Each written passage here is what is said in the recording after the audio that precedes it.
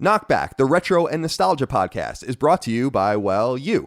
If you want to learn how to support our show, go to patreon.com/laststandmedia.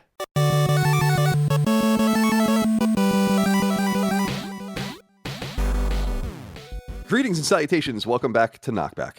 My name is Colin Moriarty. I'm joined as always by my brother, Dagan Moriarty of the Brotherhood Without Banners. Dagan, thank you for joining me today. How are you, my friend? Aren't they the coolest? They're the coolest. They're the coolest. We'll get there and more, my friend. I have banners, though. Yeah. I was going to go with the very sullied. The somewhat sullied. The somewhat sullied. Okay, so... Well, just sullied. Sullied. Just sullied. A little just sullied. That's fine. Fair enough. Very sullied? It's funny because Mike and I were just talking this morning about sigils, and I was like, well, our family, the Moriartys have a sigil, but I was like, it would be cool to make a new one. And Davos's is an onion, which I think it would actually be a really cool one. Micah and I, well, it's really Micah came up with this. We were always joking about beans, so she's come up with the house legume, and so we're gonna try to make some sort of thing for that, which I think would be funny. That's adorable. It's not very threatening, but it's fun. Yeah, it's fun. It's good. Well, this is our retro and nostalgia podcast. We do it each and every week. Welcome all. Support us on Patreon, patreon.com/laststandmedia for early ad-free access if you can. Thank you for that. And of course, leave us nice reviews on iTunes and elsewhere if you listen to us on free feeds, or subscribe to us on YouTube if you watch us there. Some of you watch us there.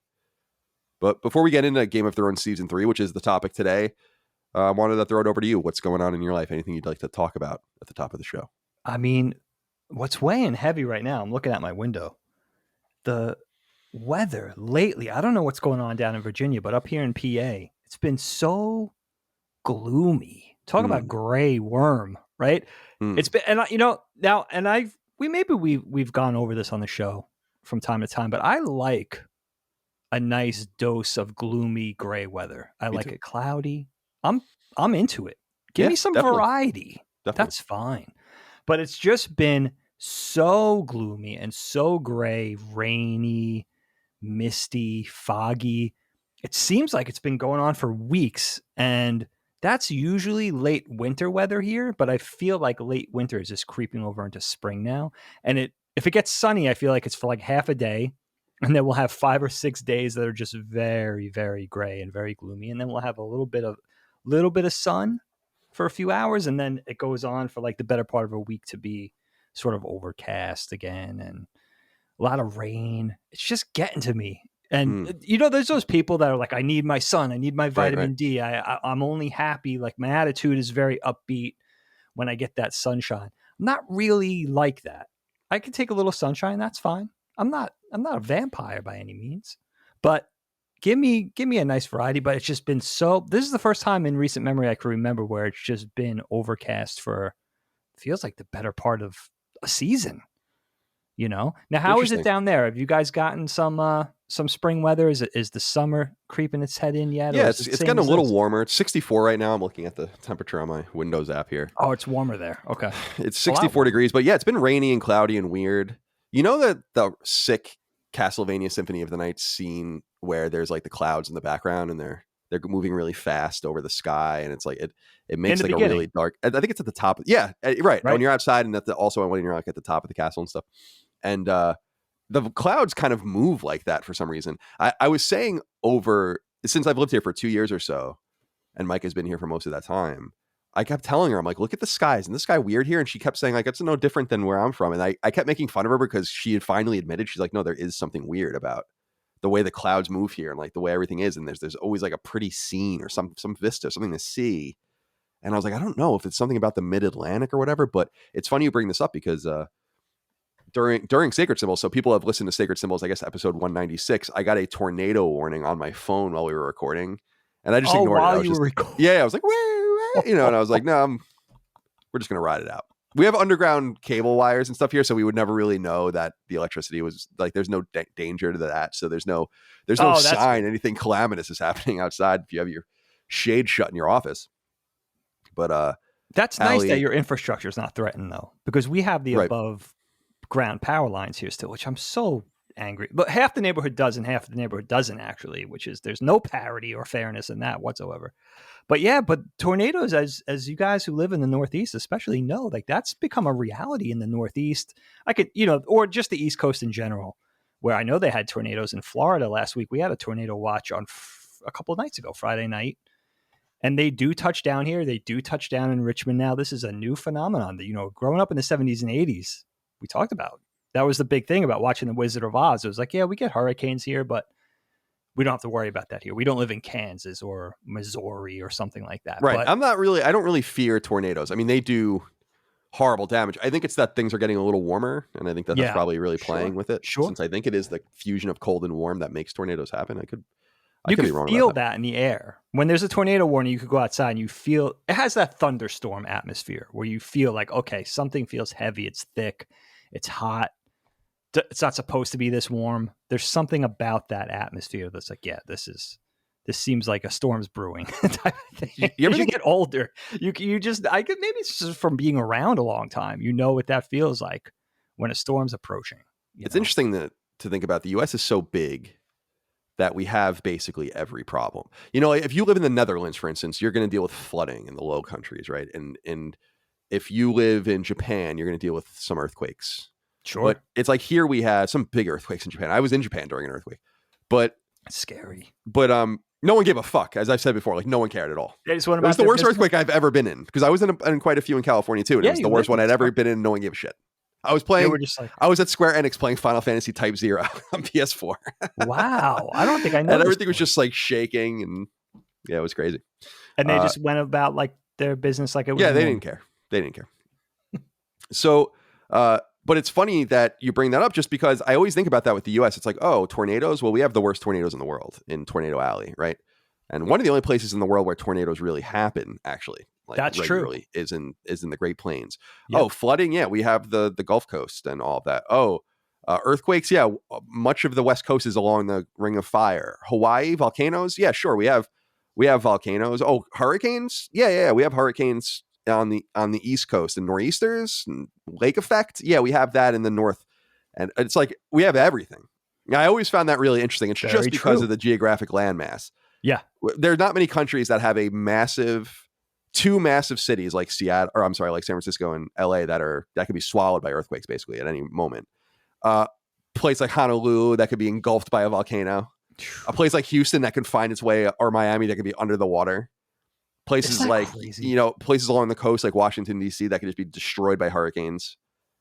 And then place like Topeka or Lincoln or something that can be destroyed by a tornado.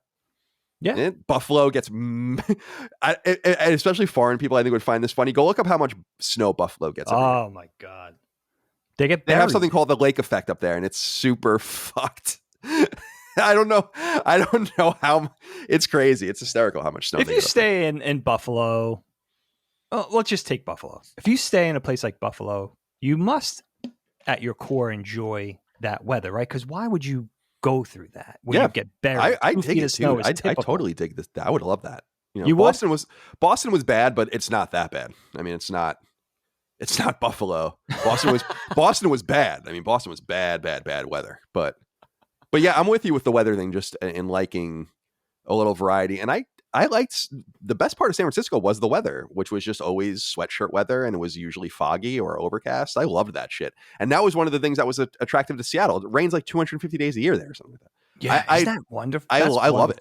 I love it. But it is taking, maybe it's just getting older. It is taking a toll on my psyche a little bit. And I realize like you're feeling a little more down than usual, a little less energetic. And then I realize I think it is the weather. And then what people normally say, the typical conventional people that, their take is like, let's have sunshine 365 days a year. I kind of get it because I think it does play into a human being's just emotional state. If that makes sense. Yeah, I totally get it. I've known people like that.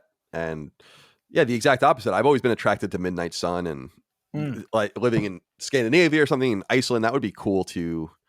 Or Anchorage, something like that, to see like really long days and then really long nights. Or you can go parts of the there are really no parts of the world where people actually live where you can just have permanent night or permanent day, although where there's just a little bit of sun or a little whatever. But yeah, it'd be cool. The closer you go to the poles, the more likely that it is to happen. There you go. Yep. I had to ask you about this thing. I've been meaning to tell you about this for a few weeks. I think you're gonna find this funny. So in my neighborhood, it's just a neighborhood with houses, much like yours. Your neighborhood's probably actually nicer than mine.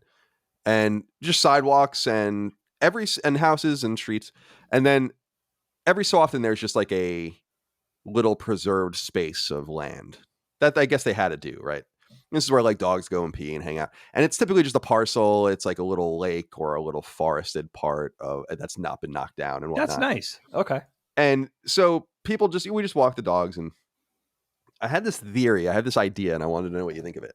So these ideas, the idea is that these places are not, they're tended to, they get mowed and whatever by whoever, but they're not really like official places. And I was like, what if I just claimed this space? not as my own, but if I just literally hired some masons and created a sign and called it something dog park or something like that, or something nature preserve. And I made this really beautiful sign, and I like literally paid to plant some trees and have some shrubs and all this kind of stuff. How far could I get in just owning this space before someone said something to me? Like in other words, if I just made a sign and I just said, this is the Moriarty dog park, would anyone know? What, like, who's going to ask who? You understand what I'm saying? Totally understand.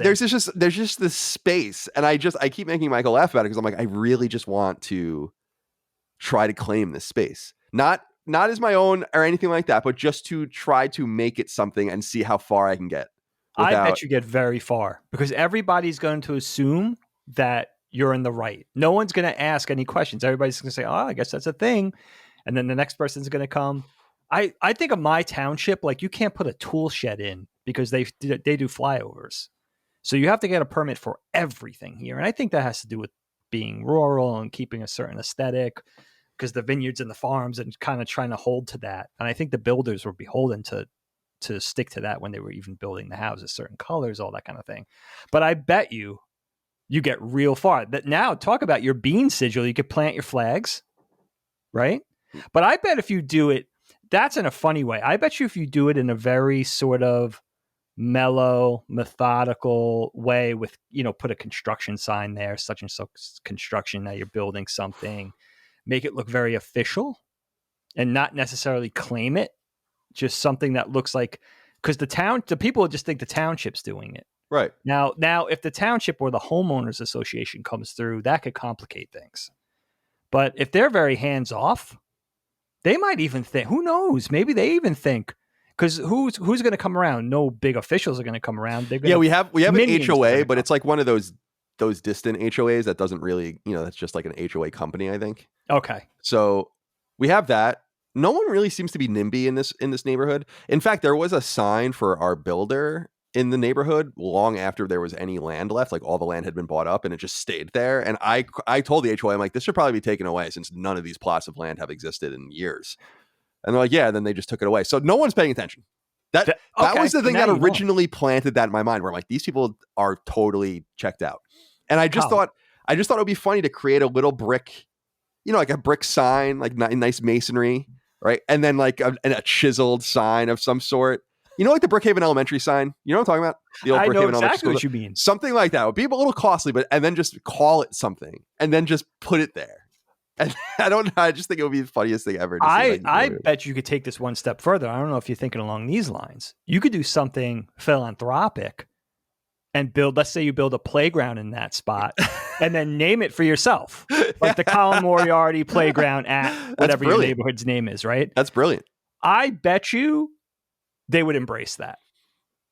And now you got your name in. Now you're a neighborhood hero. The township even, I would say that would call in massive favors for you, right? This reminds me of the Curb Your Enthusiasm episode where I think it was Ted Danson and Larry both donate a bunch of money to a museum, and they both have their own wings. But Larry David's is named after him, and Ted Danson's is just named after Anonymous. Anonymous. Yeah.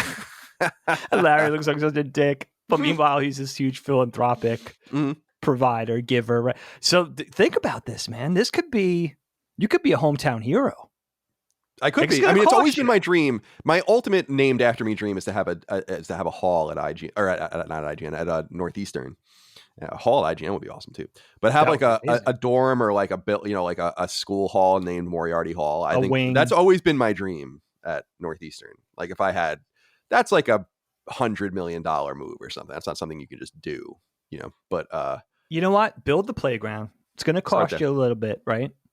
But then get the township to say, look, I did this thing. And you say, I want this parcel of land. I want this section of neighborhood to be named after me, and make them do the honors. Make them put the sign in the Colin Moriarty playground at. What's your neighborhood's name? What? Oh yeah, Magnolia Green. Magnolia Green. Yeah. And you could even playground. You could even let's think of something. Let's put our copywriting heads together and something that seems very opulent, over the top. The play area dedicated by Colin Moriarty at Magnolia Green, and let them put the sign in, the beautiful brick sign with the woodwork, maybe a nice flower bed there. I like the stonework. I like the masonry idea. Let's Oxford commas for sure. So something like the Moriarty dog park reading area and walkabout or something like that. I like it. I like where you got to get that Oxford comma in there to make it. All right. Well, they're lucky to have you at Magnolia Green. Oh, I tell you, man. Even thinking about it, Magnolia Green's an interesting spot. So there's so many houses here. It's just crazy. Big. It's a big neighborhood. It really is. For a new neighborhood, that's just, you see those old post-World War II neighborhoods, like the Levitt neighborhoods on Long Island. They seem to go on forever. I think of that neighborhood near the Ronkonkoma train station. I don't know if you know that neighborhood. It just goes on for miles. I'm like, what? How do you even find your house in here? Right. But I've very rarely seen a new neighborhood that was built in the last decade that's the size of that one. And it's not like the houses are built on top of each other. They really did it right. There's space. It's very green. It's very pastoral and verdant. And, they really did a nice job. You don't see that. A lot of good adjectives there. Oh, yeah. But please. Verdant. I mean, Jesus Christ. You know who taught me that word? Who? And I always make fun of Helene because she always makes fun of my vocabulary and thinks I'm a little too wordy. Helene taught me that word. I never knew what it meant. I've heard it. It's a good word. And then, this was like a decade ago, 10 years ago, 12 years ago. And she was like, you don't even know what that means. And then she explained to me and I was like, you taught me a word. You son of a bitch. You sons of bitch. Well, it is. Yeah. And by the way, Magnolia Green. You want to come and try to kill me now that you know I live in Magnolia Green? All I have to tell you is you better not miss. You're not going to find him in there. You're not going to find him in there. There's probably 500 houses in there at least. Oh yeah, I would say even more than that. Yeah, it's but I'm telling you, if you want to come, I mean, come at miss. You. I don't know what's happening. Don't miss. This is Richmond, Virginia. Different culture here. Don't miss. It's like Arya and Sandor with the Rock. So I'll give you one shot. Right, exactly. That's exactly right. Right? That's the same thing. Kill me. I've been trying to record. I forgot to send that even to you. I've been recording my vocal impersonations and how I do an impersonation of Littlefinger, but it sounds like it's horrible in that it just sounds like three other characters that are also happening. I blame Jorah and Littlefinger. I do them basically the same. Jorah is your Jorah. They are. Well, they are kind of similar. I blame Littlefinger. This is a weird way to start the conversation, but I blame the Peter Baelish character and how that actor treats it for Helene not watching the show. She's like, I can't. It was like Nolan's Batman, right? It was really like, wait, what? How is he talking? Like, yes, Helene couldn't get past it. She was like, that guy's a cartoon character. Yeah, it's amazing. And then Mike is the one that pointed out with Jorah, like he'll always say something that's so funny. Like just as an example, obviously the city's not in Game of Thrones, but he'd be like, Khaleesi would be like, what is this place? And you're like, that's Washington, D.C. And he'd be like, and he knows something. He'll have one thing to say about every city. He'd be like, yeah, that's Washington, D.C. The government is evil there. Something like that. He has something to say about everything. It's so great. I love that character. Cheesy exposition where that's the show usually does better than that. But for some reason, my Jorah and Littlefinger just kind of combine into bad impressions for both of them that are kind of the same because they have the same intonation. They do, right? Yeah, absolutely. Sansa Stark. All right. Well, season 3, Game of Thrones. Here we go. First aired on HBO in 2013. In fact, with the Red Wedding episode, which is the episode 9, which I could have sworn was called the Red Wedding, and I think they might have renamed it. I could be wrong about that, but I could have sworn it was called that. And then I think they renamed it maybe because it gave away that like that's such a famous name. But I'm probably wrong about that. I remember actually watching this season at the time, and I was looking. I'm like, when did the season begin and end? And it ended in June of 2013. And I'm like, I really remember actually coming back from E3 that year in June and watching it all. And I remember watching episode 9 specifically because I stood up, or sat up on my bed during the violent scene, and I was like, holy shit. It's harrowing. However, that scene wasn't as violent as I remember it being, which I also wanted to talk about. Like, I remember it being way worse than that, but I think it probably was. It's just that I knew all of the things, like everyone's throats getting cut, the stabbing of the pregnant belly. Like, I kind of expected it all. It was a lot more shocking when you had no idea that was going to happen. God. So we have much to discuss here, but I'm curious what your takeaway, your high level 40,000 foot takeaway is of Game of Thrones season 3. I thought it was awesome. We watched it in 4 days, 1 episode one day, 2 episodes the next day, 3 episodes the next day, 4 episodes the next day. So we were really like into it and leading up to it and really kind of hammering it home. Just wanted to get through it. I was just really, really eating it up.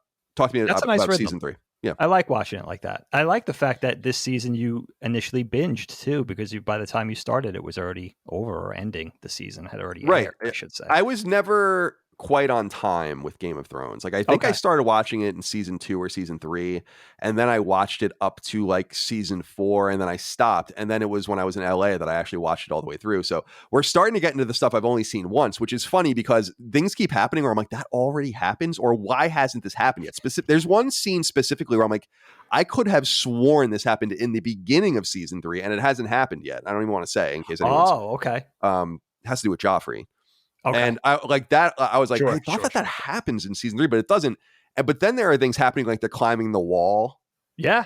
And I'm like, I was like, if you asked me when I thought that they climbed the wall, I'm like, I would say season 5. So like, I'm totally fucked up in my head as far as what's happening. I have no idea what's going on. Yeah, that wall bit seemed like it came later for sure. But anyway, I'm going on and on. Dagan, talk to me about Game of Thrones season 3. So many characters, so many events. What I was looking forward to going into season 3, having seen it a couple of times already, was that we're going to meet a lot of great characters this season. And I think I had remembered each one that we were going to meet at some point along the way during season 3. And of course, we have our tried and true characters coming back for their continued adventures. And this is a pretty rich season with things happening, events, people, alliances formed, all of that kind of thing. And it had reminded me too in watching the season that, like you, it kind of reminds you what comes next. And season 4, I think, I haven't started it yet because I didn't want to get confused. It's confusing enough, to be honest with you. Right. We're both doing the same thing where I refuse to continue until we just stop short because it's only going to get confusing for a conversation. But it did remind me that season 4, I think, to my best recollection, is my favorite. And I cannot wait to get there. But this certainly sets up a lot of things.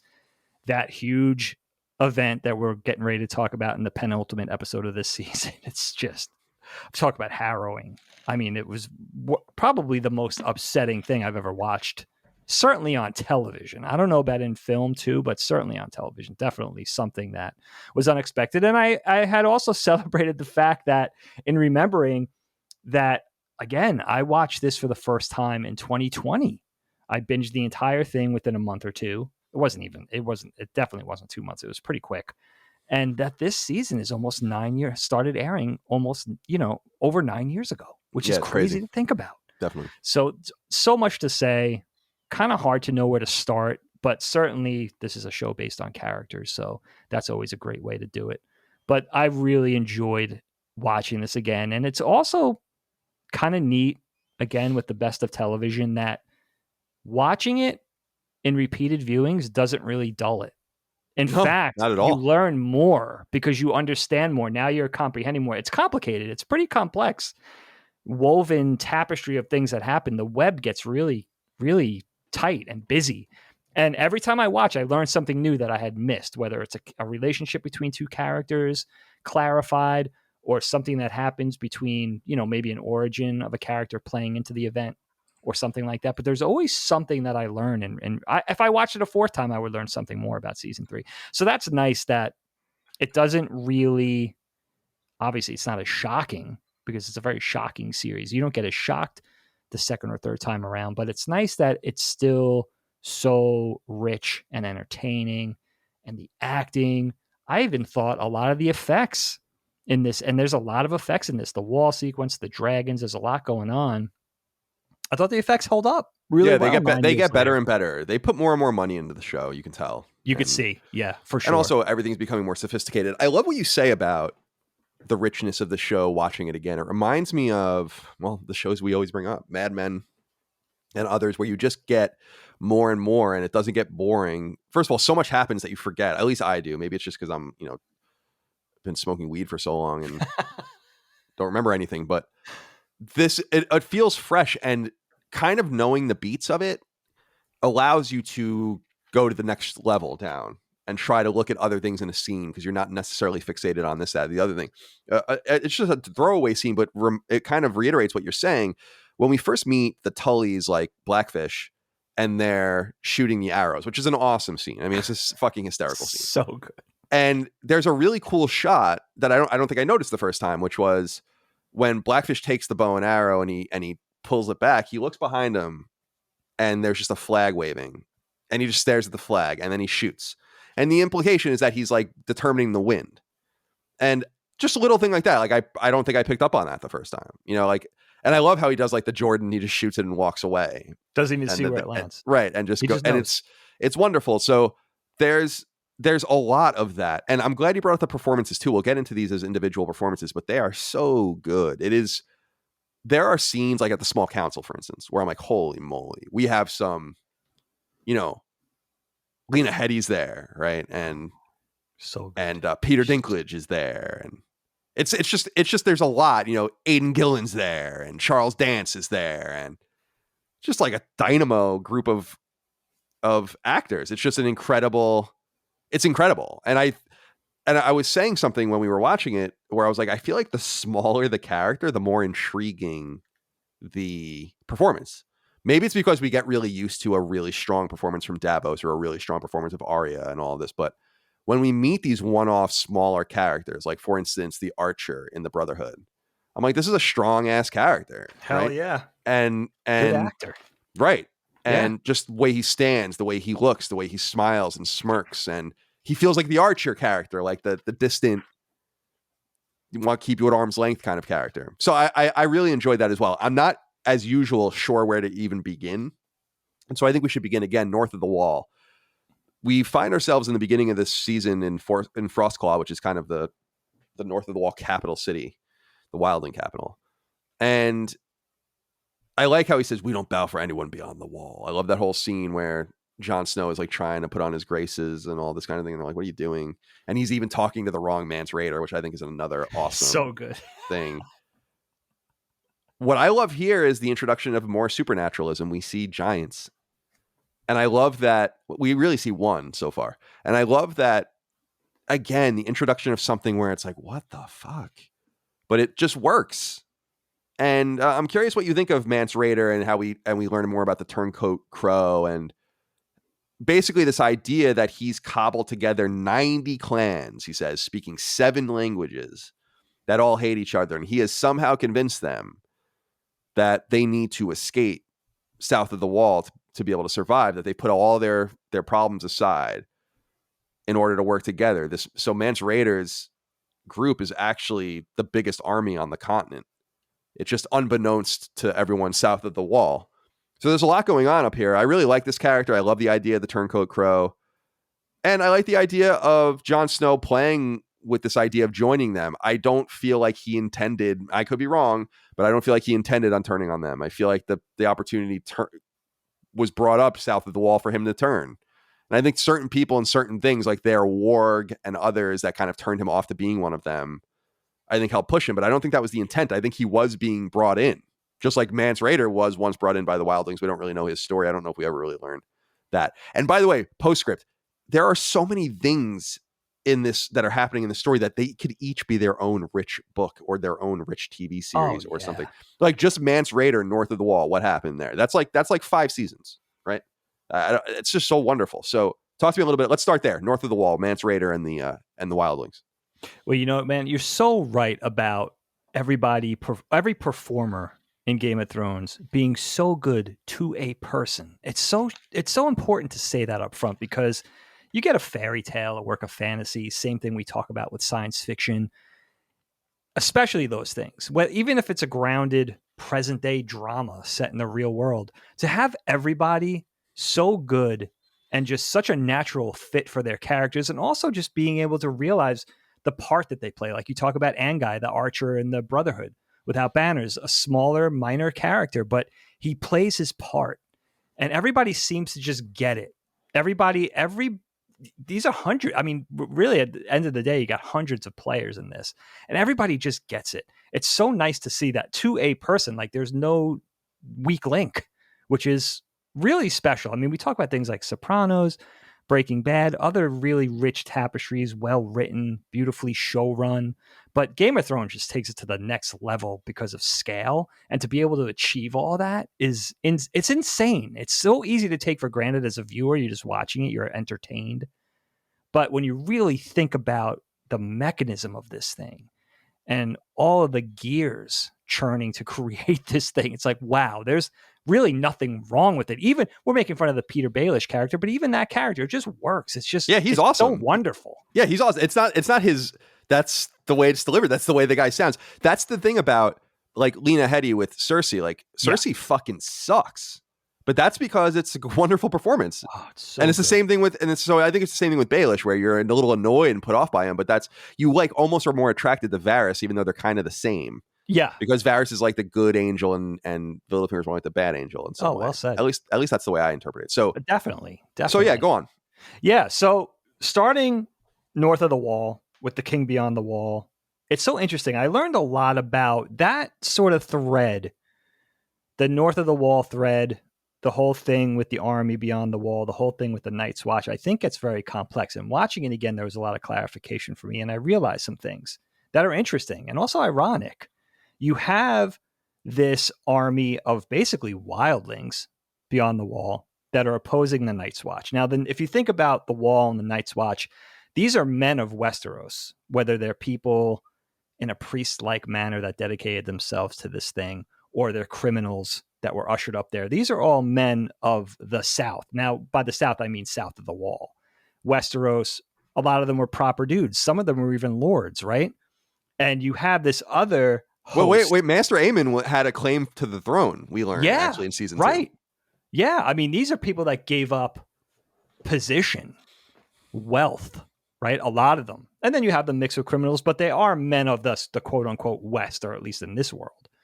And then you have the wildlings under Mance Rayder's control, who are just that. They're, wildlings. They're seen as the primitive people. What's interesting is that when you realize that there's this bias between the Western men, or the Western civilization, the realm, if you will, and wildlings are seen as the primitive, almost like cavemen, really. That's how they're seen. There's almost like a bias. And then the bias works the other way too. The wildlings, we see that with characters like Osha, don't like the men of the West, or the proper men of the realm, or whatever too. And you realize also what's ironic about that is these quote unquote primitive people are the ones that understand the danger that's happening to this world. And they're the ones that are kind of leading the fight. Now, they have biases against the Night's Watch. Mance Rayder was part of the Night's Watch, again, a betrayer. So I like that whole conflict, and I like putting Jon Snow at the center of that, because you really don't know. I think you're right, Kyle. I think his intentions are to be part of Mance Rayder's army, and to sort of, lead or be part of the fight against this danger, against right. I think at the very least, I think he wants to see what happens. Like, I don't think his plan was to just run off like that. I don't think that was the plan. And then it complicates things because he's falling in love, and he's kind of abandoning his vows to the Night's Watch via his feelings for Ygritte and all that sort of thing. So there's a lot of interesting things taking place there.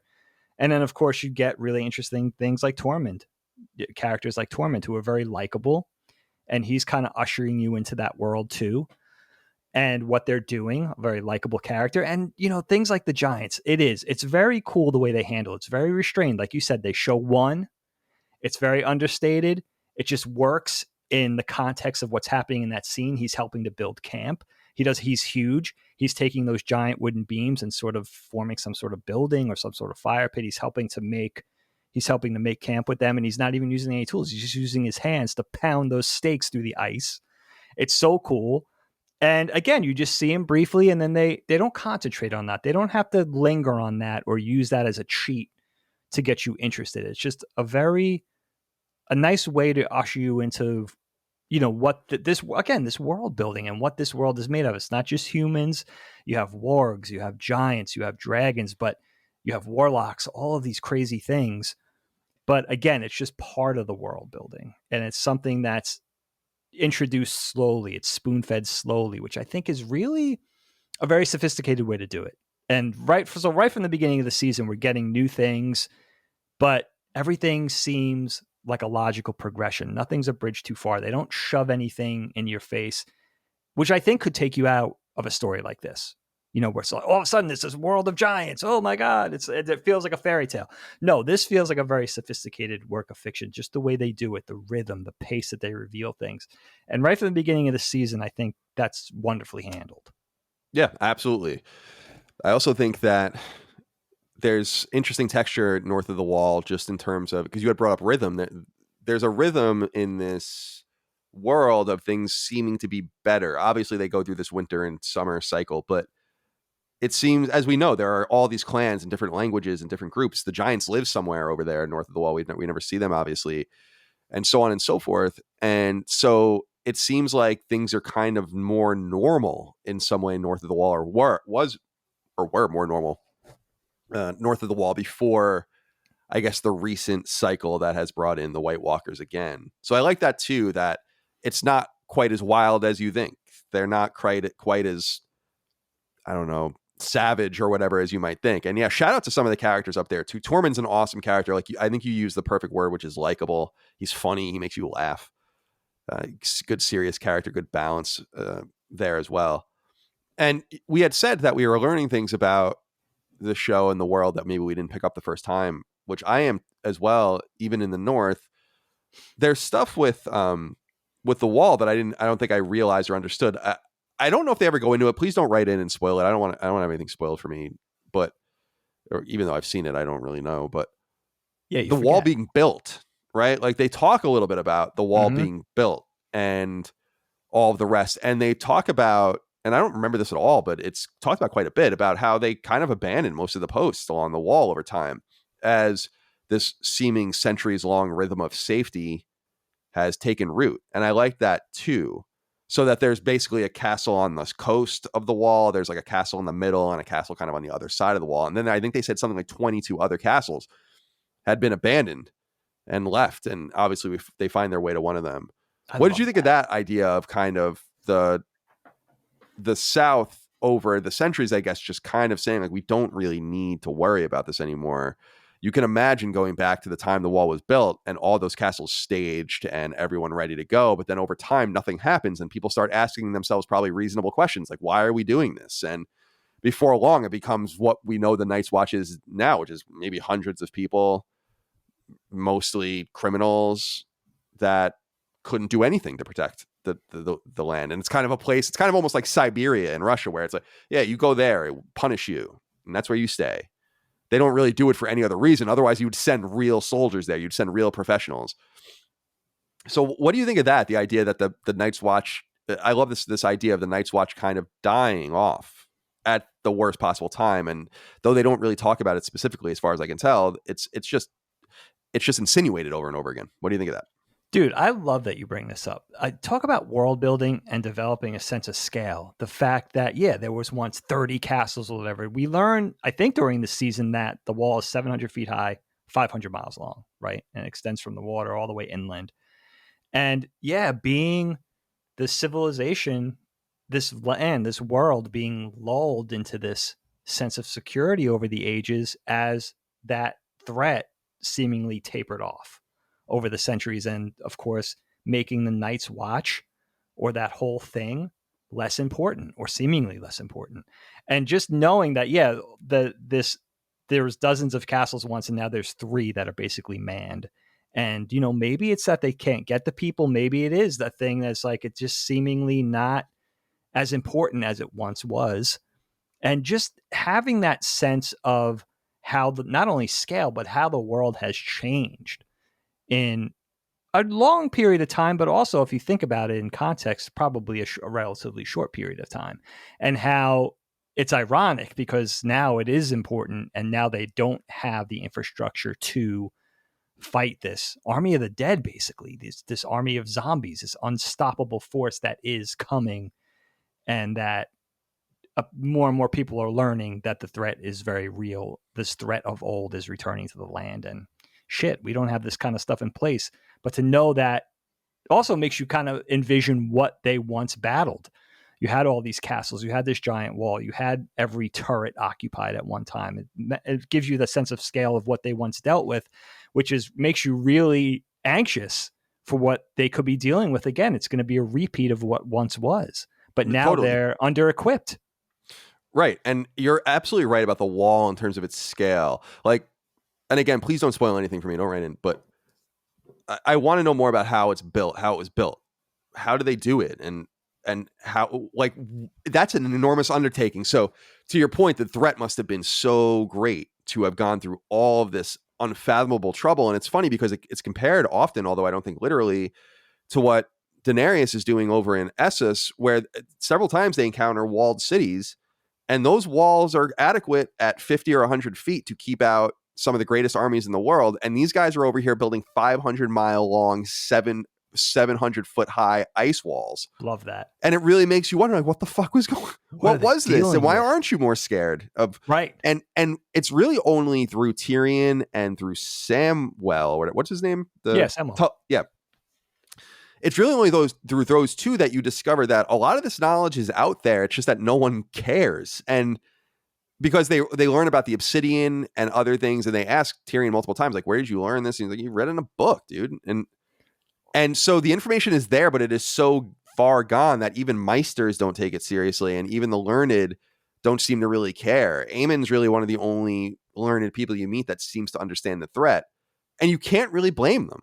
I mean, it's not quite the same, but it's like you look at the Great Wall of China, right? And it's like you can't even imagine the trouble that they went through to build this thing, and the threat that must have been perpetrated by Mongols and all of this to force you to go through all of that trouble. But today it's like it's just a goddamn wall in the mountains, right? But to them it was everything. It's like you said, it's the insinuation of all of this lore. It makes me so interested in the fake history. It's sad, really, but it makes me so interested in the fake history of this world. So like cool. The Game of Thrones Fire and Ice story is interesting, but really I'd love to just spin off in all these different directions. And in that way, it reminds me of The Walking Dead, where I'm like, I don't give a fuck. Well, that doesn't remind me of that. Walking Dead's trash compared to the Game of Thrones, but it reminds me of that in the sense that I'm like, yeah, this is fine, but I want to know all these other things. Yeah. And I kind of feel that way with some of the arcs here in Game of Thrones, nonetheless. All right, let's move on to another character. We find out Davos is alive. He's saved off of an islet. I love the scene where the guys on the boat come up and they're like, who did you fight for, basically, and you don't really know if he's telling the right answer to them. But we learn when he returns that Melisandre is basically sacrificing people to the fire god. And she blames Davos directly for their loss in Blackwater Bay because she claims, although it's unprovable, that had she been there, that might not have happened. And I'm curious about what your take is on this kind of arc increasing with Stannis and Melisandre. What I find interesting about both them and the Brotherhood Without Banners is that their affinity for the fire god is actually fruitful. It's the only god that ever makes itself seen or known, right? Outside of, I guess, some of the blood magic going on in Essos, which is its own supernaturalism. But what I'm so fascinated about is Stannis's position at Dragonstone, where he's basically like, and he says to Davos at some point, like, why don't you understand that I'm seeing it, like, with my own two eyes, like it exists? And it's an interesting take because he's right. Now, what Stannis is doing is craven. He's going after Gendry and all this kind of crazy shit. I love the scene with the various with the blood magic that they're throwing into the flames. Oh, it's so good. But it's fascinating because you can understand how people are being pulled into this because they're seeing it. Like there's evidence. We see it later with Beric, and we'll talk about the Brotherhood, but the magic works. I don't know where it's coming from or to what end, but it works. And so how do you feel about that, about the balance between Stannis' kind of craven pursuit of the crown and Melisandre kind of providing the power needed to do it, but it's real power. And Davos is convinced that it comes at a cost, but we don't really know what the cost is yet. We know that it's reduces the life stream of the person when that kind of magic is used and all that. But what do you make of all this? I love this arc with Stannis and jumping back in with Davos. I love Davos. And also we get to see your pirate bestie, right? We get to see Salador Saan again, which I had forgotten about this whole thing. He's basically, Davos is basically rescued by Salador again. Right. So, and through Salador's exposition, we get what's going on with Stannis after the Battle of Blackwater Bay. And Stannis, we know Stannis will accept no counsel outside of the Red Priestess. It's just him and Melisandre holed up at Dragonstone and seemingly brainwashed, or quote unquote brainwashed. But I love what you said, Kyle. The fact that it's based on, it does seem like Stannis's pursuits are craven or selfish or very, it's very self-interested, that he wants to be, along with these other 3 or 4 pretenders in Westeros, wants to claim the Iron Throne. But Melisandre had him see it in the flames. He saw this prophecy. He has this vision. That's what's fueling him. So is it righteous or is it not righteous? It really complicates the situation. There's a lot of gray in that because he sees it. He obviously he's able to see this prophecy. And it's very interesting when Davos returns to him. And Davos is such an interesting character because he's really one of the inherently good, noble of heart characters. You think of other characters, very few and far between in Game of Thrones. Samwell is certainly one of them. A lot of the other characters have goodness, but it's mired with other gray and maybe even evil. You think of Tyrion, you think of Jaime. They have baggage. They're haunted by different things that they've done, different evils that they've committed. But Davos is a truly good guy, and he's really loyal to Stannis and wants to be at Stannis's right hand.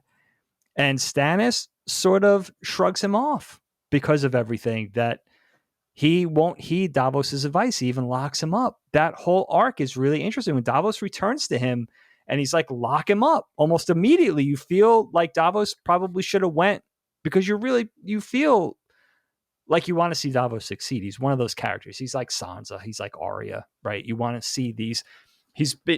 Davos has been through a lot. You want to see, he lost his son. He's been through a lot of tragedies. You want to see him succeed. And it's a great sort of plot device between him and Stannis, Melisandre, and who's right and who's wrong. And is this religion at the heart of this, right? Is this religion, this one true God, this quote unquote new religion that's replacing this old religion for a lot of people?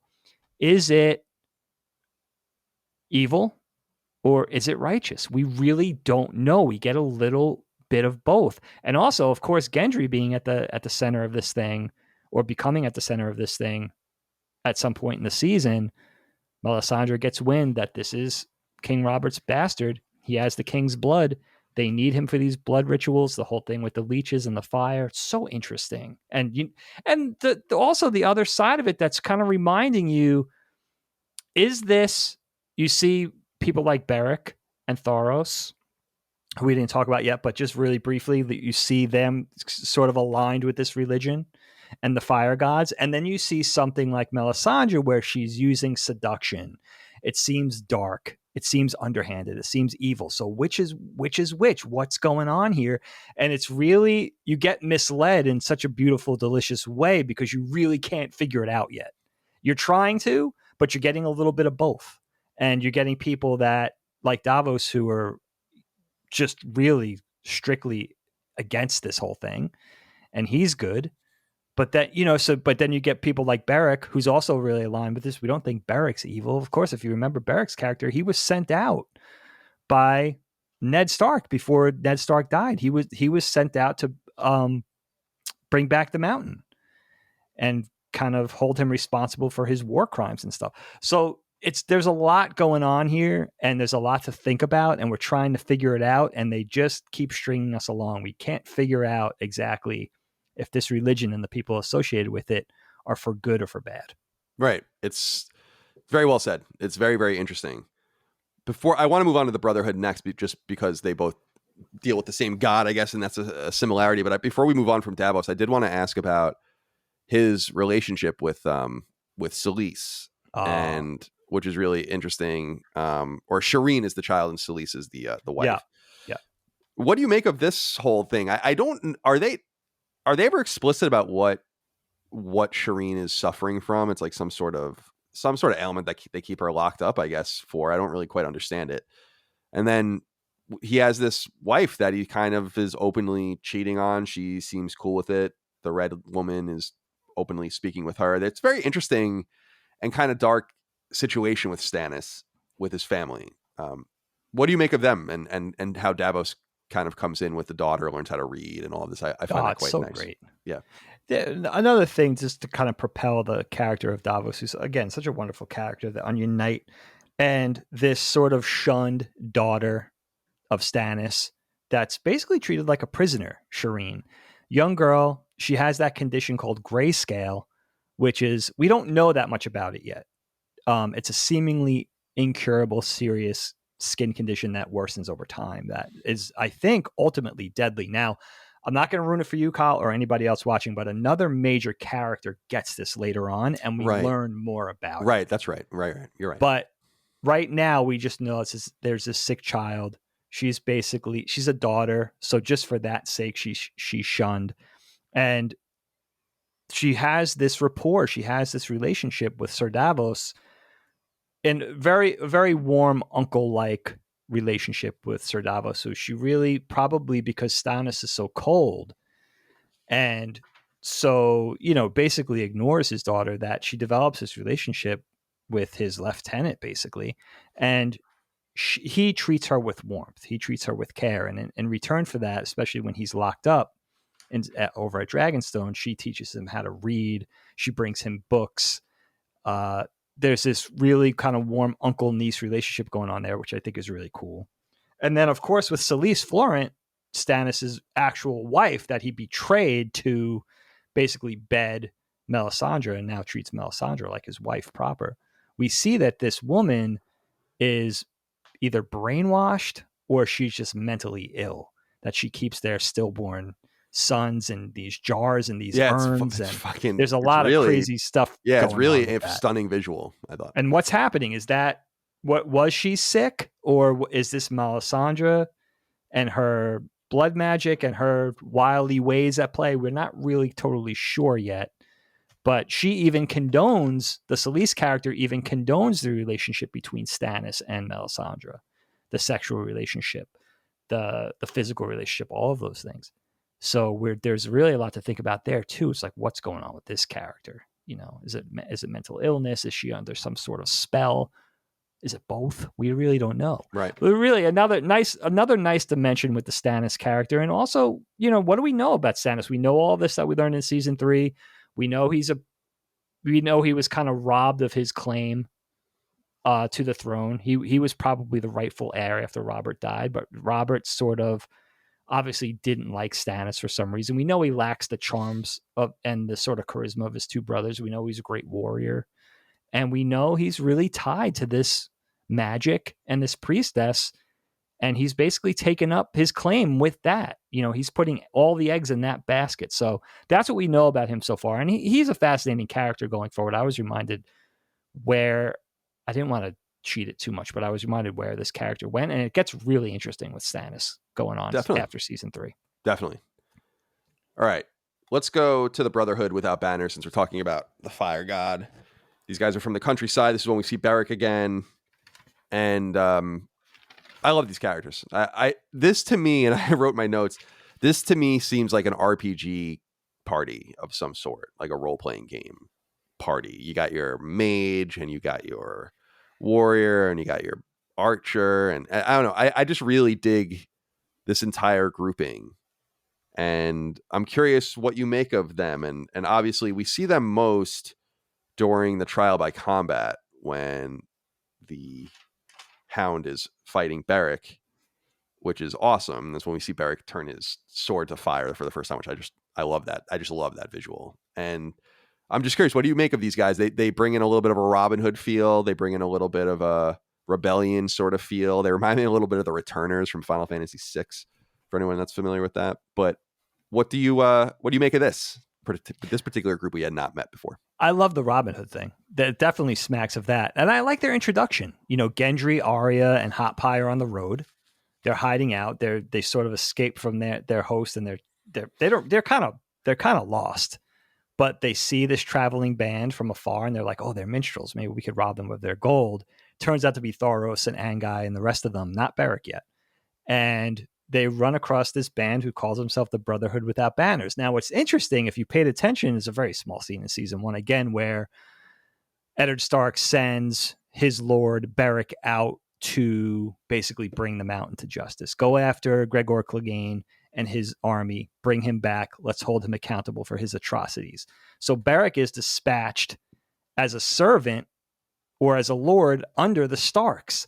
Something happens between that and season 3 where they just decide to abandon everybody and start their own thing in not so many words, which is really interesting. I love to know what actually happened there, where now they figured out, maybe with everything that happened with Ned's death, with Robert's death, with the Lannisters and their host winning at Blackwater Bay, this whole thing going on, all the events that's transpired in the realm, they decide to detach from everybody, start their own thing, align themselves with the fire god. And it's really, really interesting because they do seem like this kind of merry, joyful band, like the Merry Men in Robin Hood. And it's really refreshing, but they seem to be good guys, not to oversimplify. They feed Arya and Gendry and Hot Pie. They say they'll watch over them. They'll give them enough gold to go on their way. They'll give them food, whatever type of thing. And then it turns out, then you're also like, whoa, these guys are not just jokers. They actually captured the Hound. So these guys are some kind of force to be reckoned with. Who are these guys? They bring the Hound into that tavern, and then eventually they bring Thoros and his guys, bring them in the cave before Beric, who's their leader now. And they're basically mercenaries that are, again, very much like Robin Hood and his men, holding people responsible, doing this thing where they're going to do this trial by fire. And they basically tell the Hound, you ran afoul of the rules, you murdered a child, thinking back to when he was serving Joffrey back in season 1, and now you have to be tried. It's a trial by combat. You have to fight Beric, and if you win, we'll let you go. And if you lose, then that's karma, basically, or our religion at play. And it's so interesting, and I love the whole thing, but there's also a real magic at play, much like with Melisandre, the Red Priestess, where there is something going on with Beric. We see him cut his hand open, use the blood to light his sword on fire. There's some sort of magic, some sort of religious, otherworldly thing at play with him. And then, of course, when Sandor strikes Beric down in battle, Thoros, their Red Priest, brings Beric back to life. And we find out it's the 6th time this has happened, that Beric has been killed and brought back to life. So who are these guys? You know what I mean? You're like, they say that the Mountain did it the first time, right? So that indicates that they encountered him, right? At some point. And he was killed. Right. And so that's like one little piece of evidence, right, about what happened with them. Yes, I guess, since that's they were true. dispatched. That's true. And I think the Mountain, do they even intimate that the Mountain killed him twice already or something? Or maybe it happens again later, but he says he was killed by 2 Cleganes already. So that's really interesting. And just knowing, like, you have this drunk priest in Thoros, who's another amazing character. I think we get the best out of Beric later, but it's nice to get his introduction. But Thoros is also a fascinating character because he seems like this drunk priest, this jolly old dude without a care in the world, but he has this power to bring his friend back to life every time he dies. So, and we know Thoros is from Myr. That's one of the wealthier countries. We know he's just basically a fuck up that kind of came to be friends with Beric, and they became this alliance. And it seems like a little band of mercenaries, but we already know there's more to them than this. Yeah, I agree. And shout out to the scene when I really love the acting in the scene when Beric is struck down and the mage goes and just runs up to him and just like kind of puts his body over his and starts like chanting or whatever. It's super interesting. And I love how we learn a little bit, like you said, not only here about how often that's happened to Beric, but in just thinking about Jon Snow and how many things have been attempted and how little we know. Like he tells Ygritte, like, you guys have tried to actually invade the South 6 times already and you lost every time. Which is interesting and another unknown piece of history. So these things are happening with rapidity. We're missing all of it, which is frustrating, but that's just the way that it goes. And again, what was the archer's name? I forgot the archer's name. I like that character. Guy. Yeah, he's great. That's a great character. I love that. I love his interactions with the Hound, where the Hound says something like, we'll see how good you are with that bow and shove those arrows up your ass. He threatens him a lot, the Hound. Yeah, actually. He does. And I dig. By the way, do you think that when they encounter Hot Pie and Gendry and Arya in the woods, do you think that they're using magic to see them? Because that's interesting. I didn't think about that. How would they? He says something like, I can understand them seeing Arya, but when the arrow shot and then they're talking back and forth and he's like, what about the other two? And he describes them. He's like, what about the fat one next to you? Like, how would he know that? That's a great point. Or were they? That's a great point. I mean, you could think, okay, they could be tracking obviously them. Proficient. They're hunters, but also maybe they were maybe they knew, they were kind of toying with them, just kind of loosely following them. Obviously those 3 weren't a threat to the Brotherhood. So yeah, that's a great point. But it also makes you realize, like, wow, there's a little more to these guys than just your average cutthroats. Although that's how they act in a way. And it's also like, is that sort of part of their way to throw off the scent that there's more to them than, in other words, the way they act, is that part of the illusion of getting the upper hand against their enemies too, which is interesting. That's a great point. They have another, there's another interesting character. I'm trying to think of when we encounter Qyburn. Who's he with? Because he would interact with Jaime, so he wasn't with. Qyburn is like the Meister that loses his chains. Oh, right. Yes. That's another. I'm trying to think of where he is, but that's another interesting character too. Where they find him when they return to Winterfell. He's one of the wounded, and he's one of the few that are left alive. That's right. So he is in. Okay, yeah, right. So we'll get to him then later. Okay, let's go to across the narrow sea to Essos and check in on Daenerys. So Daenerys becomes pretty sadistic, I think, and I don't know. I mean, she seemed freeing slaves is obviously a really righteous thing. Slave uprisings is that's a really cool element for a story. Creating like a slave army or an army of ex-slaves, I really should say, is pretty neat. But she's so strange. I don't know. It's just like kind of evil for evil's sake. It doesn't really make any sense. But her intentions, I guess, are not necessarily evil per se. She meets the Unsullied. We have this interesting thing where she's keeping her knowledge of their language to herself the entire time as this guy insults her. Oh, I love that. We learn that they all have to go and like basically kill children to get their stripes. And we meet Barristan at this point again, which is awesome. Barristan kind of comes in and becomes part of the Queen's Guard. And we see Daenerys go from kind of city to city, gathering strength, gathering followers and believers. What do you make of her entire arc as she goes and becomes the breaker of chains in Essos? Yeah, Dany, the breaker of chains. It really is an interesting character because you're already seeing, like you said, and this will get more magnified as the seasons go on, but you're already seeing that pride fly in the face of everything she's doing, which at its core is righteous. She's freeing slaves, but you already see her getting sort of clouded. That pride is almost turning into an obsession, and that obsession is almost turning into a bloodlust. And it's this sort of weird, it almost seems like she's already suffering from that seeming Targaryen curse of going mad. And you could already see those things at play with her, that even though what she's doing on its surface is righteous, she's freeing slaves. Really what she wants to do is create an army and create an enormous group of people to go. Again, her goal is to go back to Westeros and claim the Iron Throne. Let's not minimize that. So she's got her ship. She's got her target. She basically goes into this part of Essos and enters Slaver's Bay, and she's going to go to all these slaver cities and basically systematically free the slaves and build her army.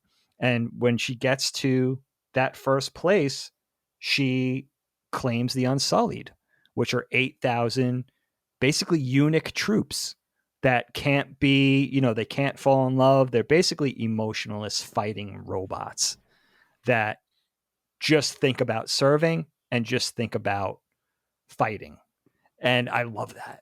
I mean, that's so cool. And she basically frees them, and that's the thing. She presents them with an ultimatum, basically, and the ultimatum is, you're free now. You could choose to serve me, or you could be free to go. And they see such a great life under her, and they appreciate her for that liberation, that she's basically amassing this gigantic army. And I love the reintroduction too of Barristan, where they're in Slaver's Bay, they're in that seaport or that bazaar, and they have that little girl who's basically stringing Dany along and playing with her. It turns out to be some sort of minion. I heard it's a minion of the Warlocks. I also heard different things that in the book. It's these characters are called Shadowbinders, and they're from a certain city called Asai, and they're basically sent. I don't know, but it seems like they could be dispatched by the Warlocks of Qarth. It turns out she has a manticore in her ball, and she's trying to kill Daenerys. And we meet Barristan because he puts his dagger through this. Basically, think of like a high fantasy scorpion, right? This manticore thing.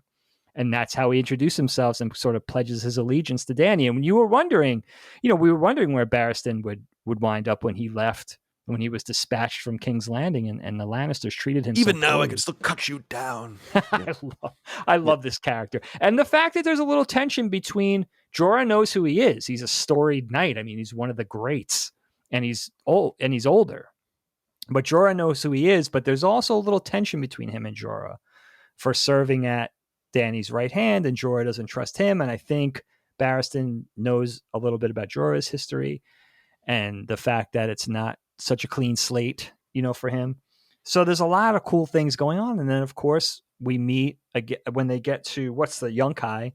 We meet the Second Sons, which is this whole group of this band of organized band of sellswords, mercenaries, and the character of what is his name? I love this character. Dario Naharis. Right, Dario. So a lot going on in Essos and a lot going on with Dany. And I love what you said earlier in the episode too, Kyle. Just like you could take just Dany's arc with Jorah and now Grey Worm and Barristan, and you could just make this a novel unto itself. Any of these cutaways, any of these scenarios, whether you're in King's Landing or whether you're in Essos with Dany or whether you're with Arya in the woods or whether you're with Jon north of the wall, like this could be a novel unto itself. So again, so rich and so much to pay attention to. And I love that, having those 4 or 5, the thing going on with Theon is another one, which of course we'll get to. So having those 4 or 5 or 6 things that we're spending, we're sharing time over, it just makes there's so much excitement. It never gets boring or dull for even a microsecond. And it's a lot to juggle. And, even for following along as a viewer, I wonder about not only writing these stories that it was based on, but just doing the show, just running the show and making everything work.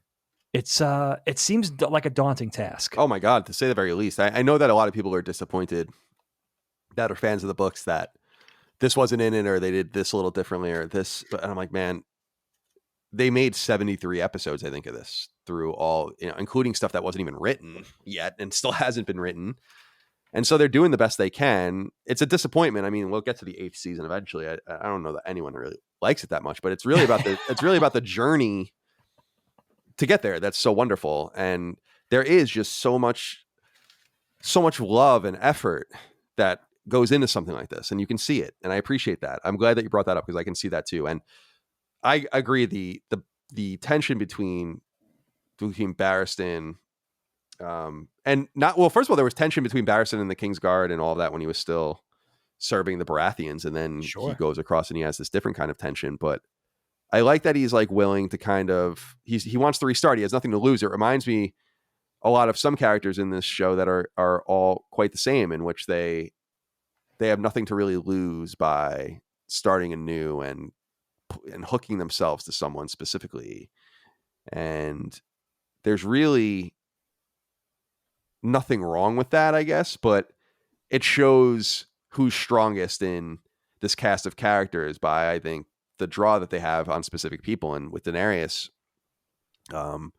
it's wise that she kind of uses her history as this wife of a slaver and someone that would do whatever to anyone. I think that that's kind of like, this is her harsh reaction to that in some way, which is pretty cool. And I love the idea of slave uprisings. I've always been surprised. There are famous slave uprisings throughout history, including in the United States, but it's always surprising to me that it didn't happen more, right? Like, I know it's scary and all of that and crazy, but man, it's, if they knew their own power and they knew their own numbers in those situations, it's why they were kept uneducated and unable to read and all those things in the United States, obviously. But when you see countries like Haiti that were founded basically in a slave revolution, it just makes you wonder. I love that. I love that in the real world, and I love that also in fiction as a device. This idea of rising slaves to free themselves and just the horrors of slavery generally. So, absolutely. And that is such a small group of people could hold power over masses of people. Yes. Strength in numbers. That's the theme I wanted to really touch on. I'm so glad you brought that up because let's talk about that now. Not only in terms of slavery, but in terms of just the nobility dynamic with houses and bannermen and all of this. You see Joffrey, for instance, over and over and over again. And you're like, why doesn't someone just kill Joffrey? You really have to wonder that, including his own grandfather who hates him. Oh my God. So just kill him. There's that awesome scene where he walks up to the throne and he's talking to him and he just doesn't give a fuck about this guy. And it's like, why don't you just make yourself king? I don't even understand what this is all about. That I don't understand. And because Tywin's obviously the king. Right, exactly. And he literally sends Joffrey to bed. Right. It's so funny. Yeah, it's so funny. The king is tired. And so what do you think about that, about the idea that these people serve? I mean, here's the logic behind it. I mean, everyone knows this, but you serve someone of more power and wealth than you, so they bestow some power and wealth on you. Then underneath you have this deterministic power and wealth that you can distribute to people below you and serve you. And then it keeps kind of going and creates this pyramid. And that's the way it works. But you often wonder, it's like, well, fuck you guys. Like, I'm going to this battlefield where there's going to be thousands of deaths because I'm a bannerman of this family. I know that that's the way it worked in some situations. Certainly it works in this universe. I know that that's the way it works.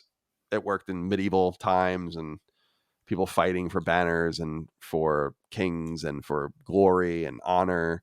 It just seems kind of crazy to me. Do you follow that at all? That's why the Brotherhood, I think, is so interesting, because they kind of choose their own path together, as opposed to they're the only. There's no democracy or there's not even. There might be republics in Essos. It's not really clear, but I just find this entire governmental setup of autocracy and nobility and bloodlines. I just find it so strange. Does that play through for you in Game of Thrones at all?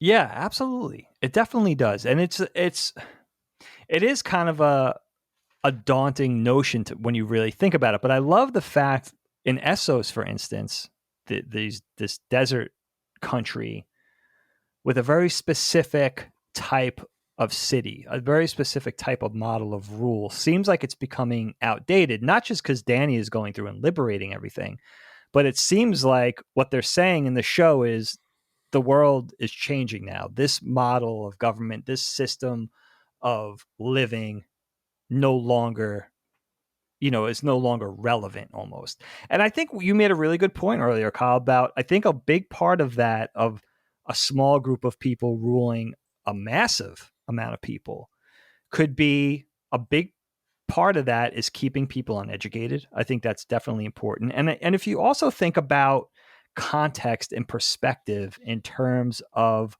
the ruled, the people under the hand of rule, that if they're given just enough to exist, to survive, they really don't know any other life. So it's almost like anything else in life, right? If you're given, and I don't mean to equate it to a job, but if you have a job that you don't like, but you're probably given just enough pay to be satisfied. Just the corporation that you work for, you may not enjoy it, but you're given just enough to survive. You need certain things. You have a family. You need to eat. Need a roof over your head. All that kind of thing. It's almost a similar thing. If you're just giving those people enough and telling them that, what we're giving you is proper for what you're doing or what you're contributing or that sort of thing. It's not just with these desert cities like Karth or like the other ones that we're seeing, Yunkai in this season, but it's even applies to King's Landing with Flea Bottom and stuff like that. You see a little bit of that in season 2, where you see that the people are starting to get a sense that anger is welling up. There is some sort of rebellion taking place. The seeds are sowed for that already a little bit. And so I think it probably takes a push. And I think a ruler like Joffrey would definitely be something that could stoke those flames. But I think that's a big part of it, is just perspective. And it's kind of tragic, perspective, context, lack of education, given just enough, the fact that people don't know that they could achieve more. You're basically suppressing them in an emotional way and saying, this is all you're worth. This is how you were born. You were lowborn. You're destined to be lowborn. You're never going to be anything more. You're never going to have anything more. So to instill that, that's what makes it so evil. And it's not just one human being in control of another human. It's saying that, I was born up here, you were born down there, and that's the way it was meant to be. That's the thing that makes it so frustrating. And I think, again, the dark at the center of things. It's not right. Yeah, fair enough. I want to talk about, there's so many things left to touch on, but let's go to Jaime and Brienne next. Another great pair. Good shit.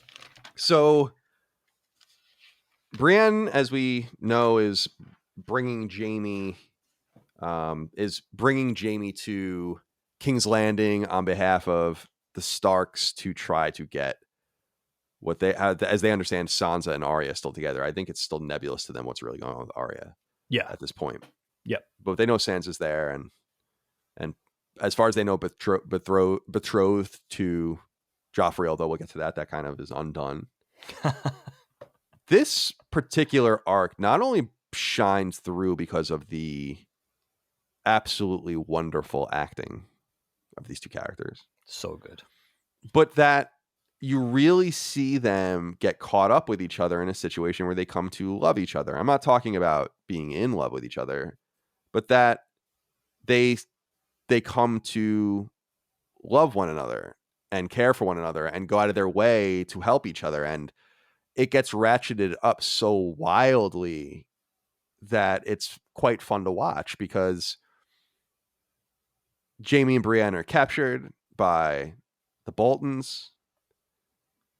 Then they're separated. It's made clear, and I want to talk about this in a little while, that Brienne's going to be raped.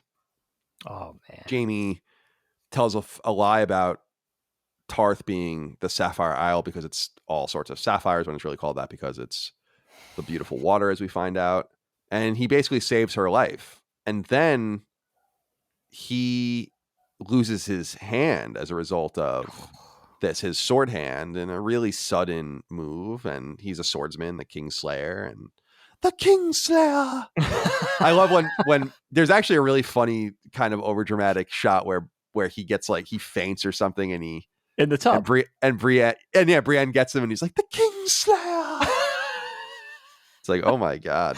P.S. After he just explained the whole Kingslayer story, right. Look, this is what really happened. And she's like, the Kingslayer. Exactly. She's just like, is it just one in one ear and out the other? But they save each other back and forth. Then he goes back to Harrenhal, jumps in the pit with the bear. I love that whole visual of the bear in the pit with Brienne, and they give her a wooden sword, and they end up getting out of there. She gets some gnarly scars from it. What do you think of their relationship and the way they grow to, like I said, love each other? I don't know that it's in love, but it's at this point or ever, but it's love. And yeah, I find it so fascinating that they're both capable of that, considering their cold exterior, Jaime very sardonic and woeful, and he's also been a prisoner for, I think he has a death wish at this point. I don't think he even cares. You got to give it up to Jaime. He's brave. Like, he doesn't back down. He doesn't give a fuck. And though he's a questionable character from a moral standpoint, you learn that there's more to him here, and we get to know more about Brienne as well. So anyway, I'm going on and on. Talk to me about Jaime and Brienne. Yeah, very important, man. I love one thing that we learn about Brienne in this season that we talked about a little bit. We conjectured a little bit in season 2, but we do learn through Jaime's sarcasm and his cajoling and his making fun that Brienne did love Renly, that she had sworn himself to him. And, she mentions briefly in season 2, like, I only held him once, but Jaime pretty much gets that out of her without her actually professing it in words. So that's a very interesting. So, Brienne really wanted to serve Renly because she secretly loved this guy. Now, I don't know what you see in a guy like Renly. Renly was, to me, the ultimate pretender. He was the youngest Baratheon brother. Yes, he was very charismatic. As Olenna Tyrell will put it, I think, during this season, he knew how to dress. He knew how to look the part, but he certainly couldn't walk the walk. He wasn't a man of substance. So it is very interesting that a person of substance like Brienne would pledge herself to a character, to a pretender like Renly. I think that's very interesting and a little odd. And maybe it's handled differently in the books. So that's one thing about Brienne. But we do see Brienne is basically ushering Jaime to King's Landing. And it's very important to remember he is trade bait. It's very important for her to get. She's sworn herself to Catelyn Stark. She's working for Cat Stark. She has to get Jaime to King's Landing because Cat wants to get her daughters back. So this is her charge, but there's something happening now. There's some roots in the ground of some sort of understanding / growing affection with each other that we see the ice thawing between these two characters as they make their way along this, make their way to King's Landing. And it's interesting. We see that thaw. We see the ice starting to melt between the two. And Jaime is starting to show his quality as a human being. He's starting to show, we see his courage, but now we're starting to see there's a selfless side to him. And it's understood that he's not Tywin and he's not Cersei.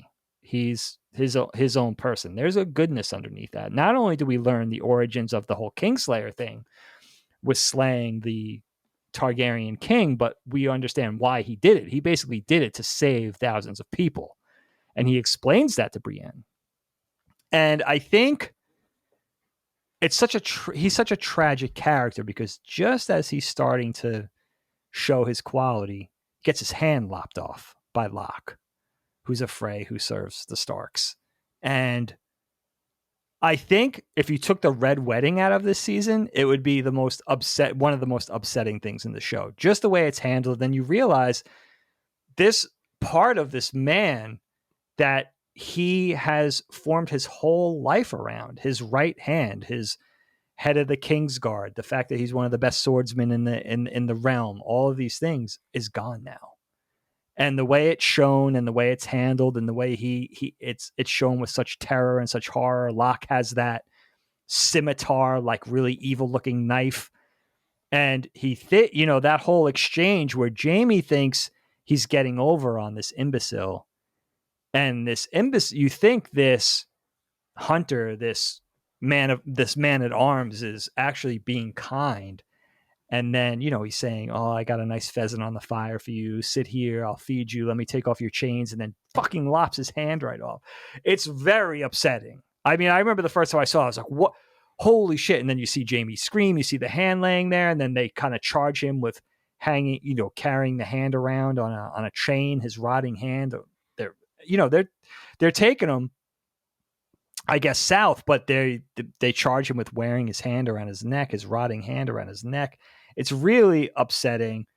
And through all that, Jaime is obviously in the doldrums, right? Extreme depression. But through all that, right before he saves Brienne from being raped. And then later on, he saves her. He goes back. He's on his way to King's Landing.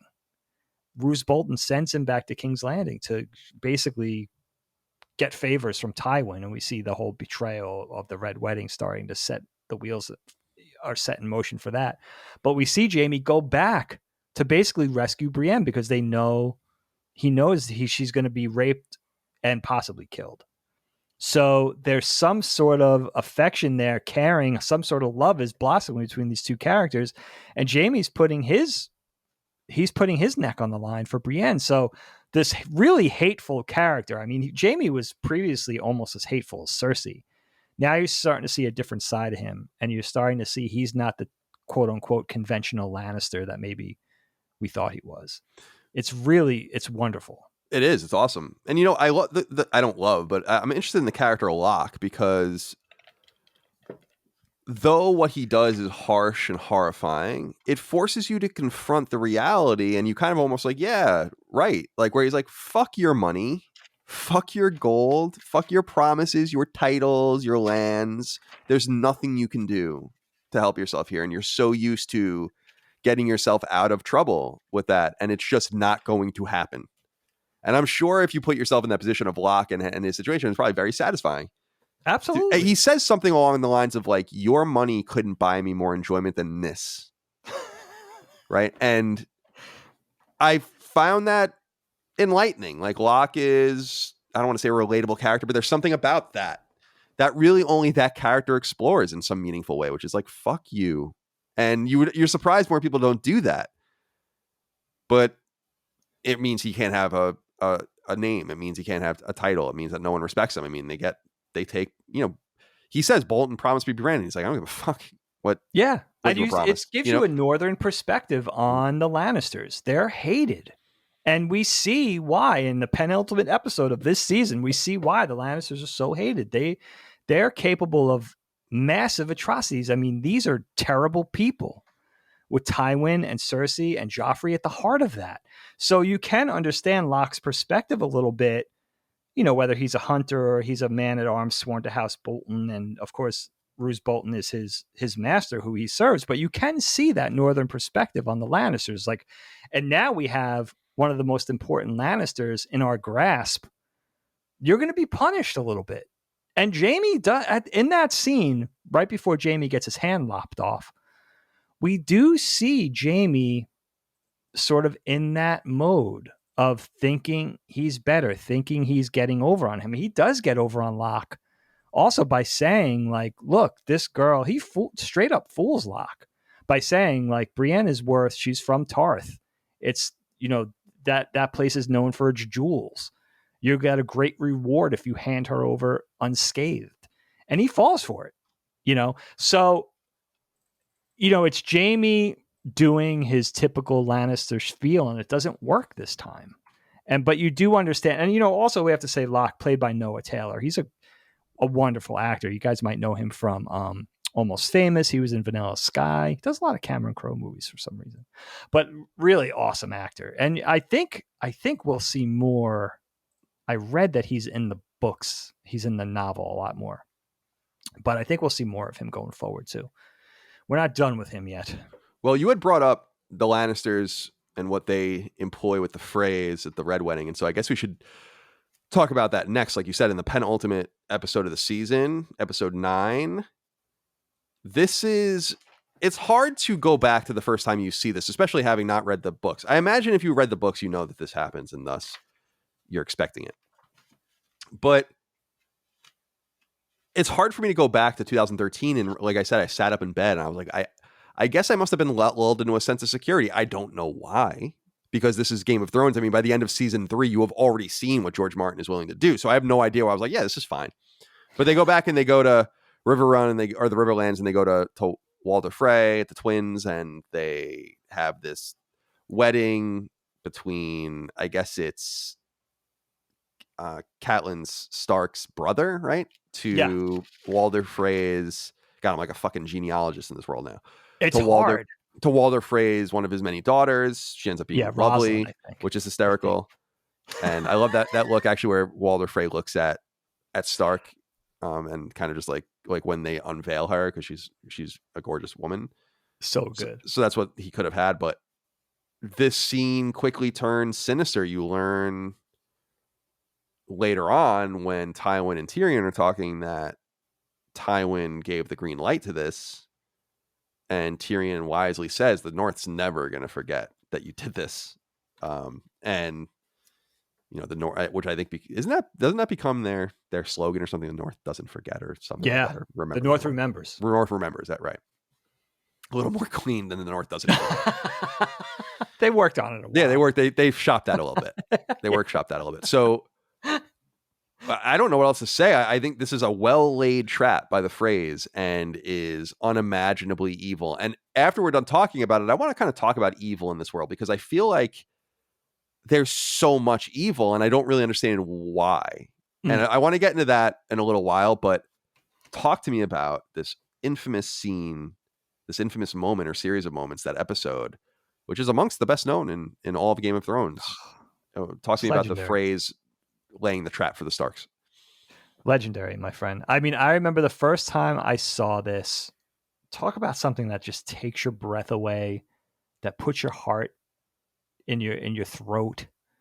And what was cool about seeing this as late as 2020? I probably was watching this in March, maybe early April of 2020 for the first time. This was completely unspoiled for me. For some reason, I had never even heard of this, so it was a complete surprise. And it's talk about something that's just hard to watch. I mean, this betrayal, the largest, most brutal backstabbing ever in fiction since maybe that classic tragedy of Shakespeare's Julius Caesar, right? This just something that's so harrowing, this conspiracy. And I love the whole thing of, if you think back, you have to kind of say to yourself, even as a fan of Robb's, even as a fan of the Starks, their hearts being in the right place. Obviously, those are the good guys. The Starks are the good guys in the story. But what did they think was going to happen? We already know Walder Frey. We already know he's an unsavory dude, right? At best. And at the heart of this, what makes it so tragic is that Robb and the Starks, by association, do betray the phrase. Robb goes back on an oath. He gave his word that if they were able to use the twins, if they were able to use the bridge and sort of be at the Frey's disposal, then in return, he would marry one of Walder Frey's daughters, and he goes back on it. Now, Robb falls in love. He tries to explain his position.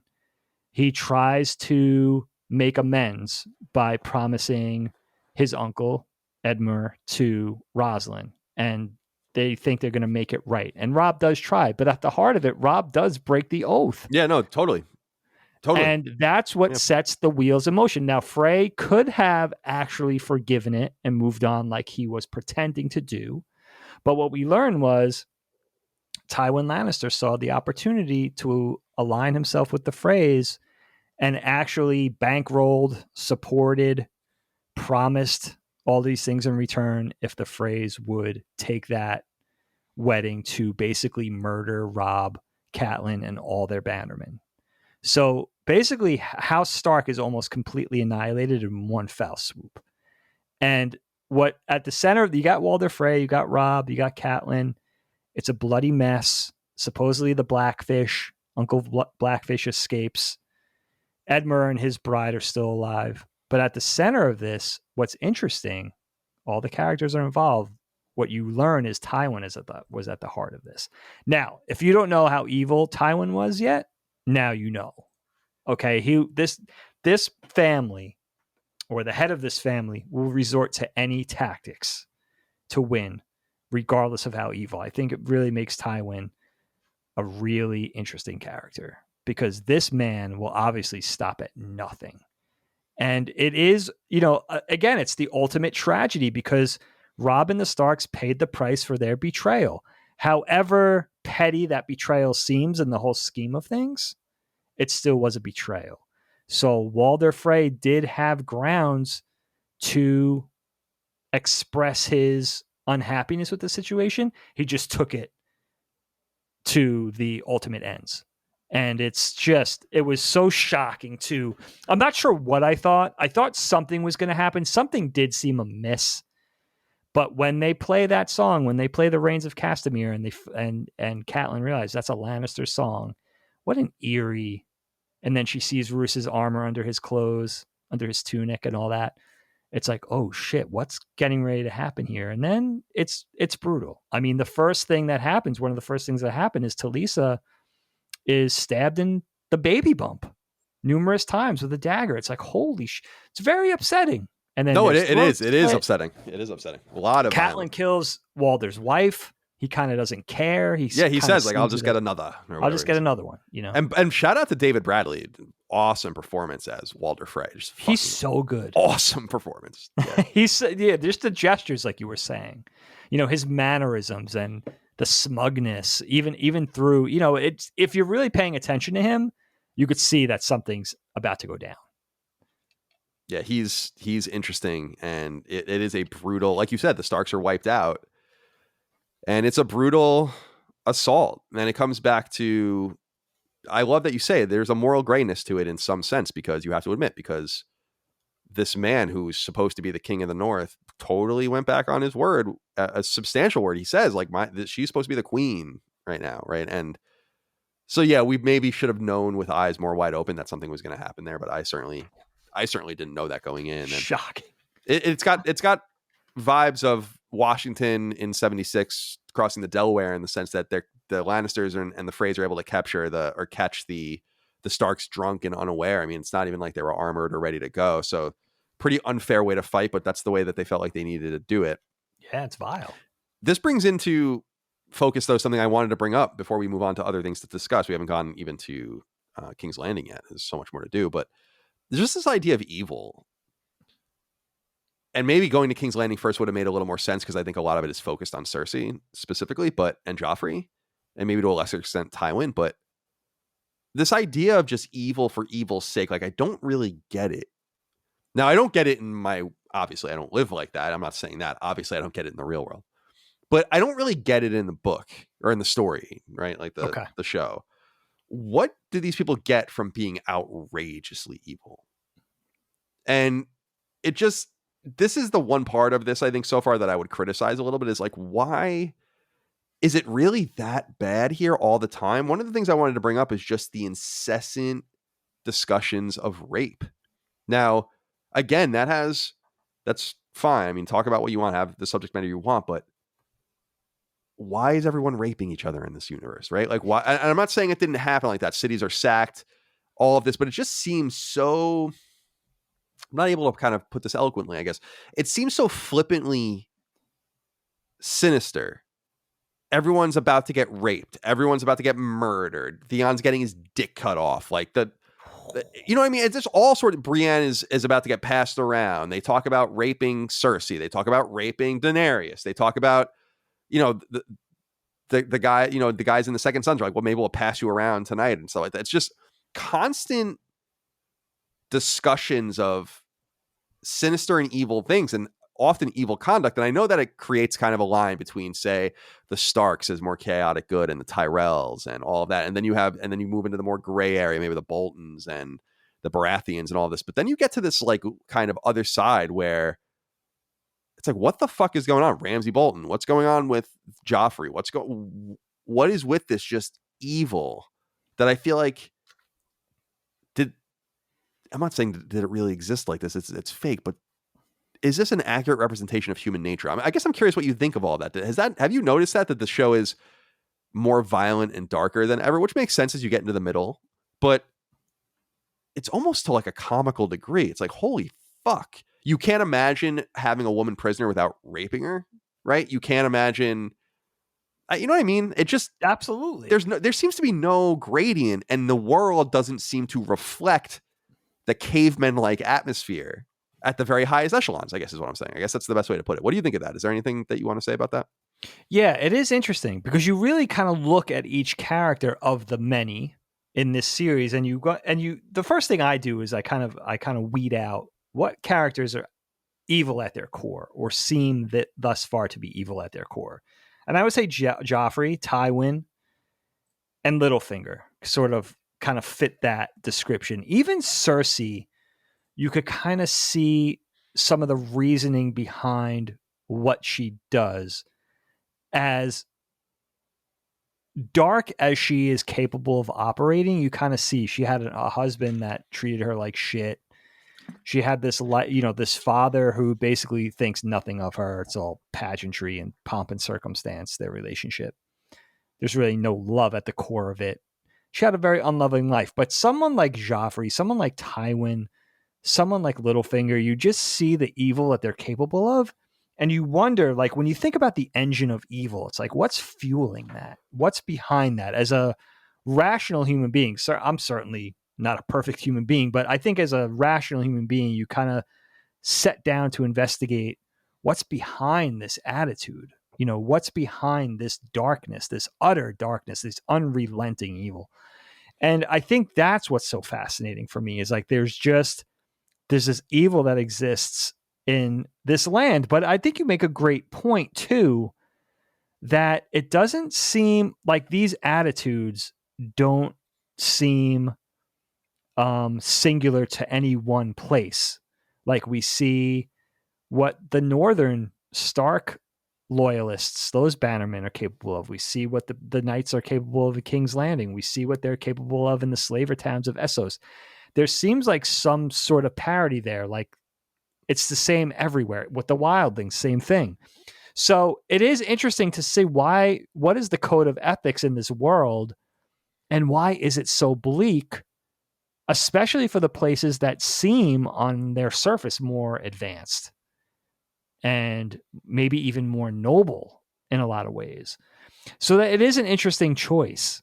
But that's probably the most interesting thing to me, is that it does seem like it's the same across the board, no matter where you go in this world of Game of Thrones, whether you're in Essos, whether you're in Westeros, wherever, it doesn't matter. Yeah, I think there's there's an anthropological sense to saying everyone is coming from the same ooze and ether, right? And we're all kind of getting out of our old ways. But you would think that there would be more of a gradient. You would think the wildlings would just inherently be more violent, but you really discover that what the irony is that you discover that, as we said at the top of the show, they're probably the most diverse group and the biggest group, and they've managed to make it work, but they're working for their lives. So they've put aside all their differences and their languages and their long simmering tensions. While maybe things just don't seem, things are serious because it's about a crown and a throne and power and all of this, but you realize that there's more to it. In fact, one of the interesting things that I thought was fascinating, I think it's Tyrion, I think, that brings it up about the Bank of Bravos and how the bank really holds all the power. That like if the bank decides to just side with everyone else, then that's the end of that. And so you realize that they're even in this system beholden to an even higher power, which is money. I wish they'd get more into that. I don't remember if they do or not, but they do. Yeah, because that's good stuff. There. Yeah, that's good stuff.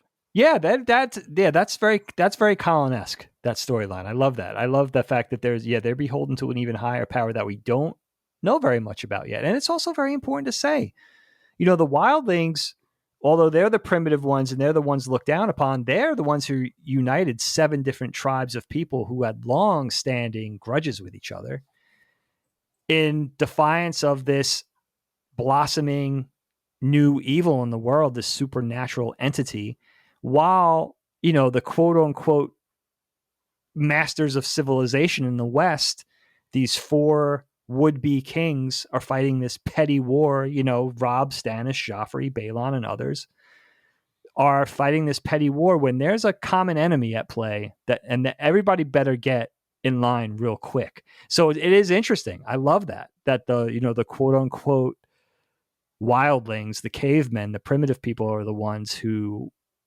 are ahead of this, and kind of on the right side of history right now, while the other ones are fighting their petty squabbles in the West. It's really interesting, and it's interesting how things are going to change real quick. What do you make also about the obsession with just bloodlines, power, honor? It's so strange to me. I was talking to family recently where I'm always fascinated by families, not really ours, but other families that kind of subject themselves to elements of their family that they don't really like or want to be around or have things to say about, simply because of blood, right? And I think that the concept of blood personally only goes so far. I really do. Like, I feel like I'm beholden to my parents, my siblings, and their kids. This is like the literal bloodline, and that's kind of where it ends for me on the topmost echelon, right? Like my parents, my siblings, and my siblings' kids.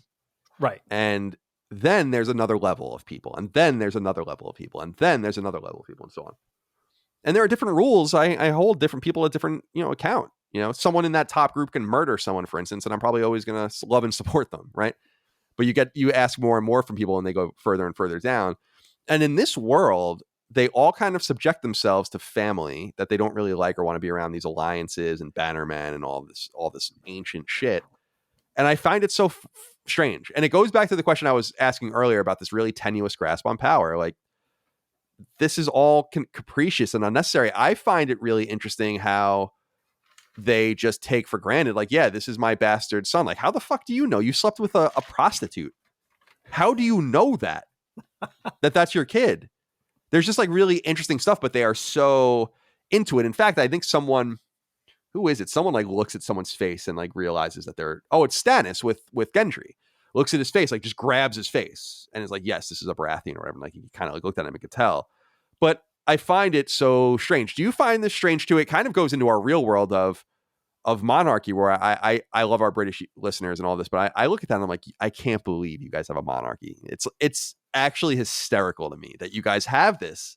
I know that she has no power. I know that it's just pomp and circumstance and has been for a long time, but you have a fucking person living in a palace because they have specific blood in their veins. That's unthinkable in the United States. And I find that overt obsession in the Game of Thrones world to be so noticeable, this monarchialism.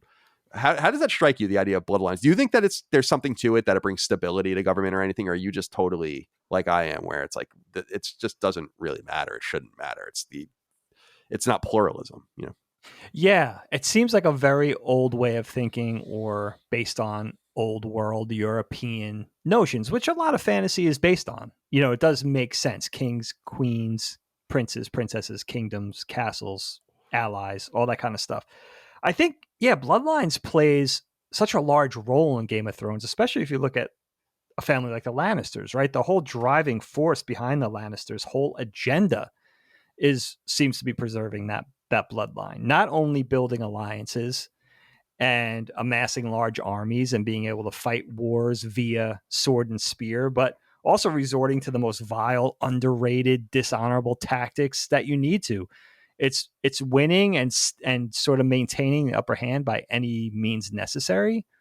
And it is interesting that they're so power hungry, but at the center of that is still that old school, if you will, way of thinking, where it's like preserving the bloodline is paramount. And also, what was cool about this season too, Kyle?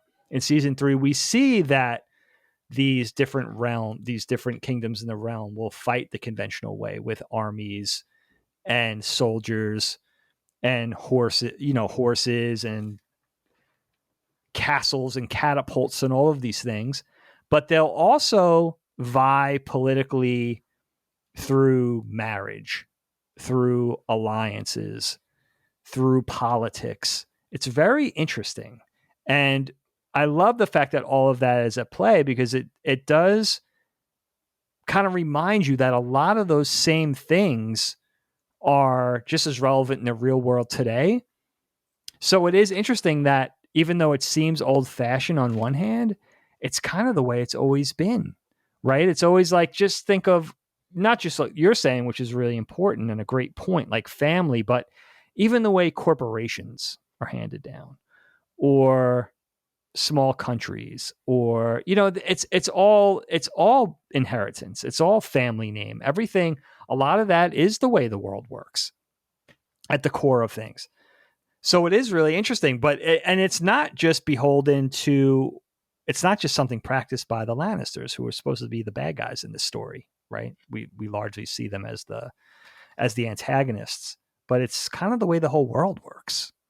And I love too the whole notion tied in with that of constantly changing, constantly evolving enemies and adversaries, how those alliances change. And we're only in season 3, and how that whole thing has has been altered or evolved since the beginning of season 1. I find it interesting too in just its literal nature, where Walder Frey murders Catelyn Stark, but marries his family into the Tullys, who now have to look at him and be like, "Are you crazy? Like, what is that?" It's just so weird, right? It's just so strange, and it's so methodical in the sense that it happened the night, like it was already done, so they're married, and it's like, what do you hope to get out of that? I mean, obviously this is fucked. So that is really weird. It's just weird. It's just weird. I this is where I think the whole evil slant for evil's sake, I'm like, it just doesn't. I don't know. It just doesn't make sense. There just seems to be so much to lose in this world. Why would you not act as methodically as possible? That's why, in some way, the Varys and Littlefinger characters are like the most relatable, because they're the ones that are kind of being most cautious. Even yeah. So anyway. So revenge is really what Walder Frey tells us. I mean, one of two things. He's trying to have it both ways. He's trying to get an alliance on both sides, or it's being suggested that revenge is more important, right? It's one of those two things. So it is interesting. It's food for thought for sure. All right. Let's stay in King's Landing. There's other things we have to do outside of it, but let's stay here for now. Okay. I want to talk about just kind of the evolution of Sansa and what ends up happening with Joffrey, Marjorie, Tyrion. So Tyrion and Sansa are forced to get married, kind of not against their will. And it goes to show you, by the way, we were talking about this kind of broken promise, the weakness of Robb Stark. Like, these motherfuckers are still doing what they're expected to do, which is maybe why their family rules. And the Starks are more of an ancillary family, because they are, even in this fucked up structure, they're doing what's necessary, what's asked of them. But there's a really interesting scene early on in the show where Tywin tells Tyrion, Tyrion finally asks Tywin and recognizes, like, am I ever going to get credit for like saving this place? And which he does.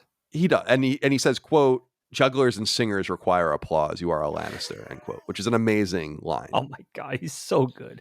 And he's really harsh. Love to hate him. And he's really harsh. He blames him for his mother's death, calls him ill-formed and spiteful, denies his right to Casterly Rock, and is basically has this life structured for him in which he's like, you'll have an appropriate wife. If you do this, you'll get this, and this is the way it's going to go. And he says, I wanted to walk you into the ocean when you were born and kill you.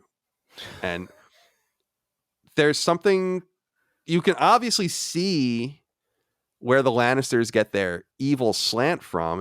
And Cersei, he talks down to Cersei. He says something to her like, you're not as smart as you think you are, which is a brutal thing for her. And she is so smitten with this idea that Tyrion will have to be married off to Sansa, not knowing that she's going to get married off to a Tyrell who's gay.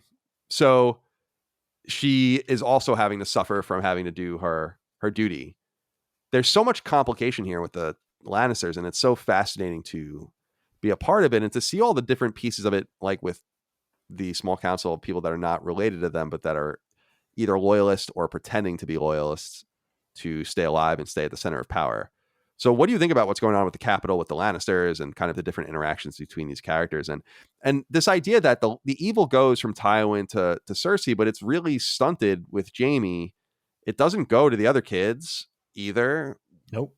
So there's something interesting here where you can, and Tywin or Tyrion is so strong because he's able to survive. Like, imagine his life in this world. I mean, he's rich, so that takes the edge off for sure. But he says at one point, he's like, people have been talking shit to me like my entire life. It's not really like when people are laughing and snickering at him when he has to put the cape over, over the cloak over Sansa and stuff. Like, he just doesn't even seem to care, but he does remember the names of the people that insult him, which I think is funny too. So anyway, talk to me about King's Landing and what you think's going on there. And we have to obviously talk about the Tyrells as well. So we'll get there. I can't wait. Olenna Tyrell is like maybe my favorite character. Yeah, she's awesome. The two exchanges between Tywin and Tyrion are so heartbreaking for me. They're awesome. It's Charles Dance who plays right Tywin. Charles Dance. Such a wonderful job. But it really nails down two things for me, these two conversations over the course of the season. It nails down how cold-blooded and cruel Tywin is, and how much Tyrion has had to deal with his whole life. Tywin really hates Tyrion. This is his son. This is his blood. And the first time he's chiding and reprimanding Tyrion when Tyrion comes to him, and basically it's so sad because Tyrion is really hurt. First of all, we find out Tywin doesn't even visit him when he was holed up and injured in that crazy dungeon room that they put him in. And when Tyrion comes and he's just looking for some appreciation, he was the hero. He was the Lannister champion at Blackwater Bay. They probably wouldn't have succeeded at that battle had it hadn't been for Tyrion, and he knows it. But when he goes to Tywin and asks for his inheritance, for Casterly Rock, he's not asking for that, dude. He's just seeing if there's any love there at all. He just wants to be loved and appreciated. He doesn't. How much more money does he need? I don't believe in that moment that he's really asking for an inheritance. I think he's asking his father to love him. It's so heartbreaking. And in return, Tywin admonishes Tyrion and doesn't just call Tyrion's ways into question. He doesn't just kind of blame him for being a playboy, for being irresponsible, for being immature, for not contributing in any kind of constructive way to the Lannister cause. He insults his stature. He blames him for killing his mother. He was an infant baby coming into the world. He calls him, he talks about him waddling around. It's really, really some mean-spirited shit. It's like you feel so bad for Tyrion in that moment, and automatically you're whisked back to Tyrion's past from being a kid up until this moment.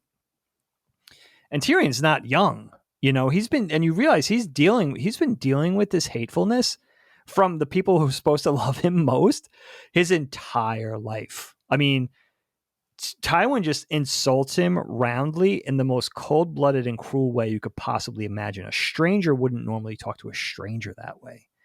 And to actually admit in the second conversation that he was actually planning to murder him, take him out to the ocean and drown him as a baby, and admitting that. I mean, it's fucked up. I don't know what Tywin is expecting in that moment, but it's interesting that a person that intelligent could be so, not only so hurtful, but so stupid. Because and we'll see how this plays out later on. Yeah, I love that. It makes you wonder. This is the point. It's like maybe Tywin is so cannily aware of the danger in this world that he's the only one that says like there's no time for celebration. There's no time for smiles. There's no time for being relaxed. Like, look at the situation around us here. Right. People are just murdering everyone. There's like 5 or 6 different kings and all this. So maybe he's the one that's trying to keep everyone alive. And obviously that's what he's saying. I'm doing this for my family. I'm doing this for my family. But that's the point I was making, which I was like, what does that even mean after a while? Like, it's true. To what end? Business. I mean, to what end? You know, that's a good point, Carl. And you made the point earlier too. Like, Tywin is really the figurehead. I mean, Joffrey is a figurehead. Tywin is really in control of this family, and it's the largest family. It's right now the most powerful family, and he has a lot on his shoulders. And we see what a brutal world it is. So he does have all that responsibility, and it's kind of this policy of all business. Now, supposedly in the books, Tywin is I've heard this somewhere that Tywin is a real hypocrite. He supposedly has all the characteristics of Tyrion, but he hides it. So I don't know if I could speak to that, but I like the way it's handled in the show if it is different, because I like the fact that there are differences between Tywin and Tyrion, and it does make you a little sympathetic, if that's the right word, to Tywin, because I like what you said. He's charged with a lot. You know, he's in control of this family who's, you know, basically a family of backstabbers in this realm that's brutal, and they're the evil empire. They're the most hated, with reason.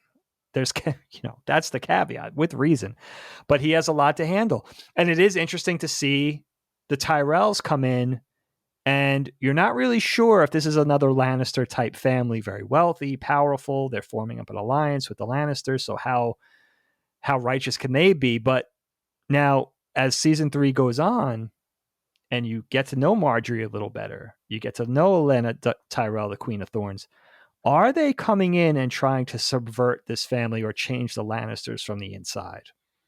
And that's interesting. And now Tywin's dealing with that. So he has a lot on his plate, in other words. So it is interesting to see things through his eyes, because he's so hateful that you automatically, and Tyrion is so likable, and you're really rooting for him almost as much as you're rooting for Sansa and Arya, interesting enough. But it is interesting to take kind of take a step back and look at things through Tywin's eyes, and you do realize he has it's a heavy lift. He has a lot on his shoulders if he wants to maintain power, basically. Indeed.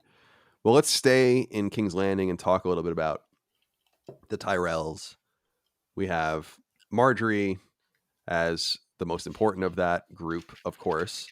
What do you think about their introduction? I mean, we see them a little bit in season 2, but I find this character appealing because she's clearly brought up in a tradition with the Tyrells of flying a little closer to the sun. Her grandmother is very outspoken and interesting and worldly, and Olenna, and they obviously have an pretty much openly gay person in their ranks that they don't really try to judge or cast out, even though it's known amongst others as well, and that's a big deal in this world.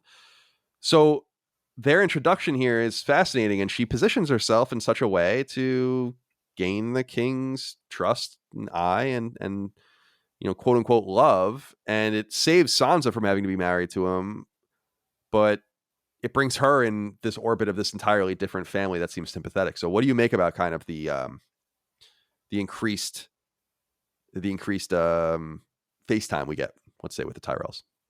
Yeah, it's so cool. I love the way this part of the story plays into the Lannister arc as well, because at first when you see the Tyrells, they're an opulent family, much like the Lannisters, and you kind of fear for the rest of the world that these two seemingly Lannister-like entities are kind of joining.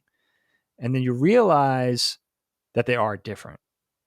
And, you also get a lot, what you get of the Tyrells, Loras, this Knight of Flowers, this powerful knight, that comes from a wealthy family. Get to know Marjorie a little bit in season 2. She has her exchange with Littlefinger, her exchange or two with Peter Baelish. And she basically, again, he says, you want to be queen. She says, I want to be the queen. So it leads you to think that there's this ambition there, this power hungriness, very Lannister-like. But as the season plays out, you see that it's really kind of more season 3 plays out. You see this a little more subterfuge, that they're pretending. They're coming to Sansa, and you're very worried for Sansa at first when Olenna and Marjorie sort of have tea with her, and they're trying to pry information out of Sansa, and they're saying, what kind of guy is Joffrey? Because Marjorie is now charged to be wed to Joffrey, and they're trying to find out information. And the more that goes on, the more you find out that they kind of are on the up and up, and they have their own agenda as well. So you find out that Marjorie is sort of pretending to be, Joffrey's showing her all the crossbow and talking about dragon skulls and just being Joffrey, being brutal and, extremely insensitive and cruel. And she's kind of playing along with it. But you realize she's more about philanthropy. She's more about being a queen of the people. She's more about sitting with the peasants and giving them toys and making sure they're fed and going to orphanages. And so you see that you have these two very wealthy families, but one has a very different philosophy than the other. And also through season 3, you're wondering how much of that is fake and how much of that is an act. You're not really sure yet. But then more and more of season 3 plays out, and you find out, no, the Tyrells are a little different. As you said, they're a little more welcoming, a little more accepting of different people. Olenna says, homosexuality is not necessarily a common thing, but it's not frowned upon like it is in King's Landing. And then we see how clever she is because she knows about the incest between Cersei and Jaime, for instance. So we see at the center of the Tyrells in this season, we see that the Lannisters have a patriarch, but the Tyrells have a matriarch. and she's sort of Tywin's proxy. Very intelligent, manipulative. We see there could be a lot of possible guile there. We're not really sure yet. We see her sparring with the most intelligent people. We see her sparring with Varys. We see her sparring with Tyrion. We see her sparring with Tywin. So we know the Tyrells have somebody at the top of that food chain who's a force to be reckoned with. So now we're seeing how that power struggle is going to play out between the Tyrells and the Lannisters. And it's not so much of an alliance as it's turning out to look like some sort of power struggle, some sort of distrust, a little bit of rivalry, if you will. Definitely. And I love that. And Olenna being at the center of that, not only is she funny, she's a great wit. She has the most, those forces to be reckoned with that we know so far in Tyrion, in Varys, in Tywin. She kind of has them on the ropes a little bit. And you're kind of like, who is this person? And as you find out more and more that it seems like they are not evil. Let's call it that so far. They don't seem to be operating from a place of evil like the Lannisters. You're sort of grateful for that. And oh my God, does Sansa finally have allies? She's forging this friendship with Marjorie that you're hoping is real and not an act. She seems to have the confidence of Lady Olenna. And now, it seems like maybe things will go well for Sansa until this power struggle between Tywin and Olenna, where Olenna really wants Sansa to wed Loras. And he is the most eligible bachelor in the realm. She's right about that. Tywin comes back and says, look, I'll make him a member of my Kingsguard. He'll never marry. And if that's what you want, I'll sign the orders right now. And that's it. And so we see this, is Lady Olenna enough to deal with Tywin? We're not really sure yet, but Tywin gets his way. Sansa, at the end of things, Sansa is charged to marry Tyrion, and Cersei is going to marry Loras. So now we could see Lady Olenna is probably not going to be too happy about this. So how is this going to go? How is this going to move forward? And again, also the reminder that Marjorie is going to be wedded to Joffrey. So it's, again, both families sort of vying for power, vying for position, and for legacy. Well, it's interesting to think about Marjorie's position in regards to Cersei and how these are all kind of proxies for each other in these different worlds. And that Cersei seems to be most threatened most immediately by the Tyrell. She says that actually they tell, it's a foreshadow of the Castamere song, because she tells Marjorie where that song comes from, right? She talks about how it's about how like one family kind of gets close and thinks that they have something in the power, but they don't, and they're eradicated basically. And she's kind of using it as a cautionary tale, but what we don't realize is that there's some sort of foreshadow for what is going to happen to the Starks through the Castamere song that's played, like you said. So it's interesting that we see for the first time, I think, Cersei's always acting in response. She's a reactionary. She's always acting in response to threats around her, but she is most threatened by these people, and she can't contain herself. Like when Loras walks out to her and says something like, my father once said, and she's like, I don't care what your father once said, or whatever.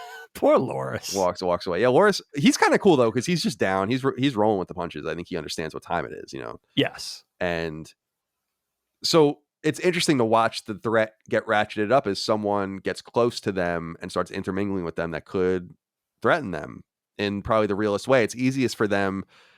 From King's Landing, it's easy for them to squash the North, or relatively easy. It's easy for them to kind of put their boot over Frey and make him work for them, or the Boltons and all of this. But it's more difficult when the family has comparable money, comparable power, comparable talent.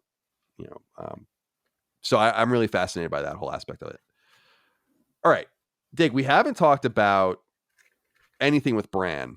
Now, I find this entire arc snore worthy personally. I don't. Yeah, it's just boring. I don't know. I like some of these characters, like what is it, Jojen and Mira. They're cool. You have that's cool. Like these soothsaying warg type characters that can get into animals. And we meet one actually from the North, which is cool too, who likes Ygritte and ends up getting murdered.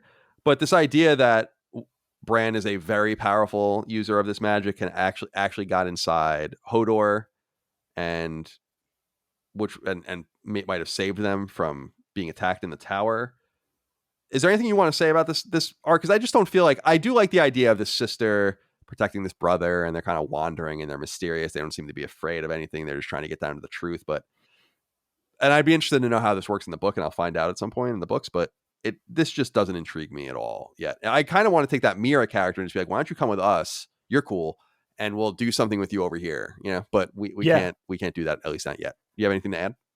You know what I do like about characters like Bran, and I would put Samwell Tarly in the same box. I like this world of brutality, of sword and spear, of mace and shield, of warriors and soldiers, right?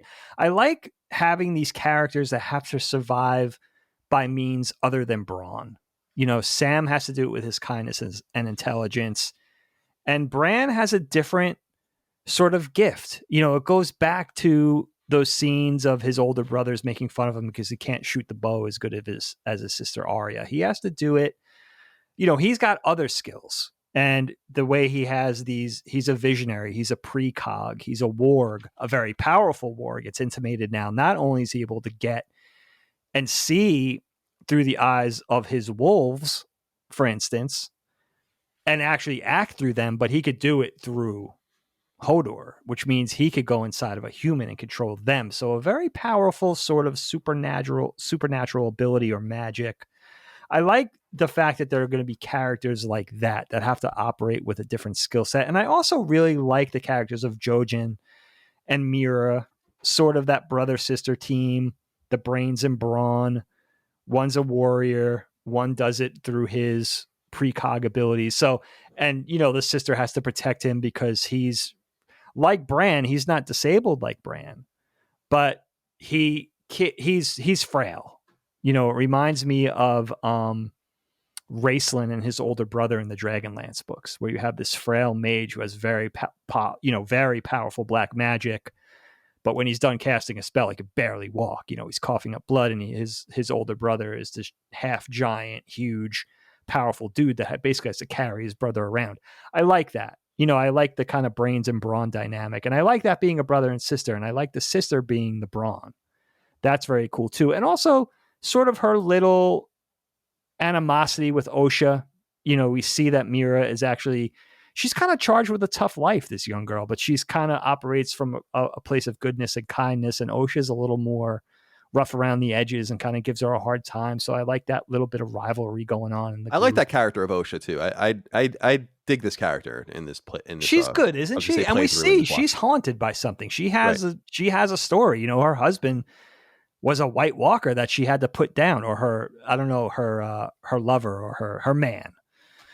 So that, another thing. So even a character like Osha, who just seems like this random wildling, but she loves the boys so much. She loves Rickon and she loves Bran so much, and she, kind of swears to them. She pledges her life to them, and she started out as a prisoner. So that is a really kind of a cool arc, and she's great.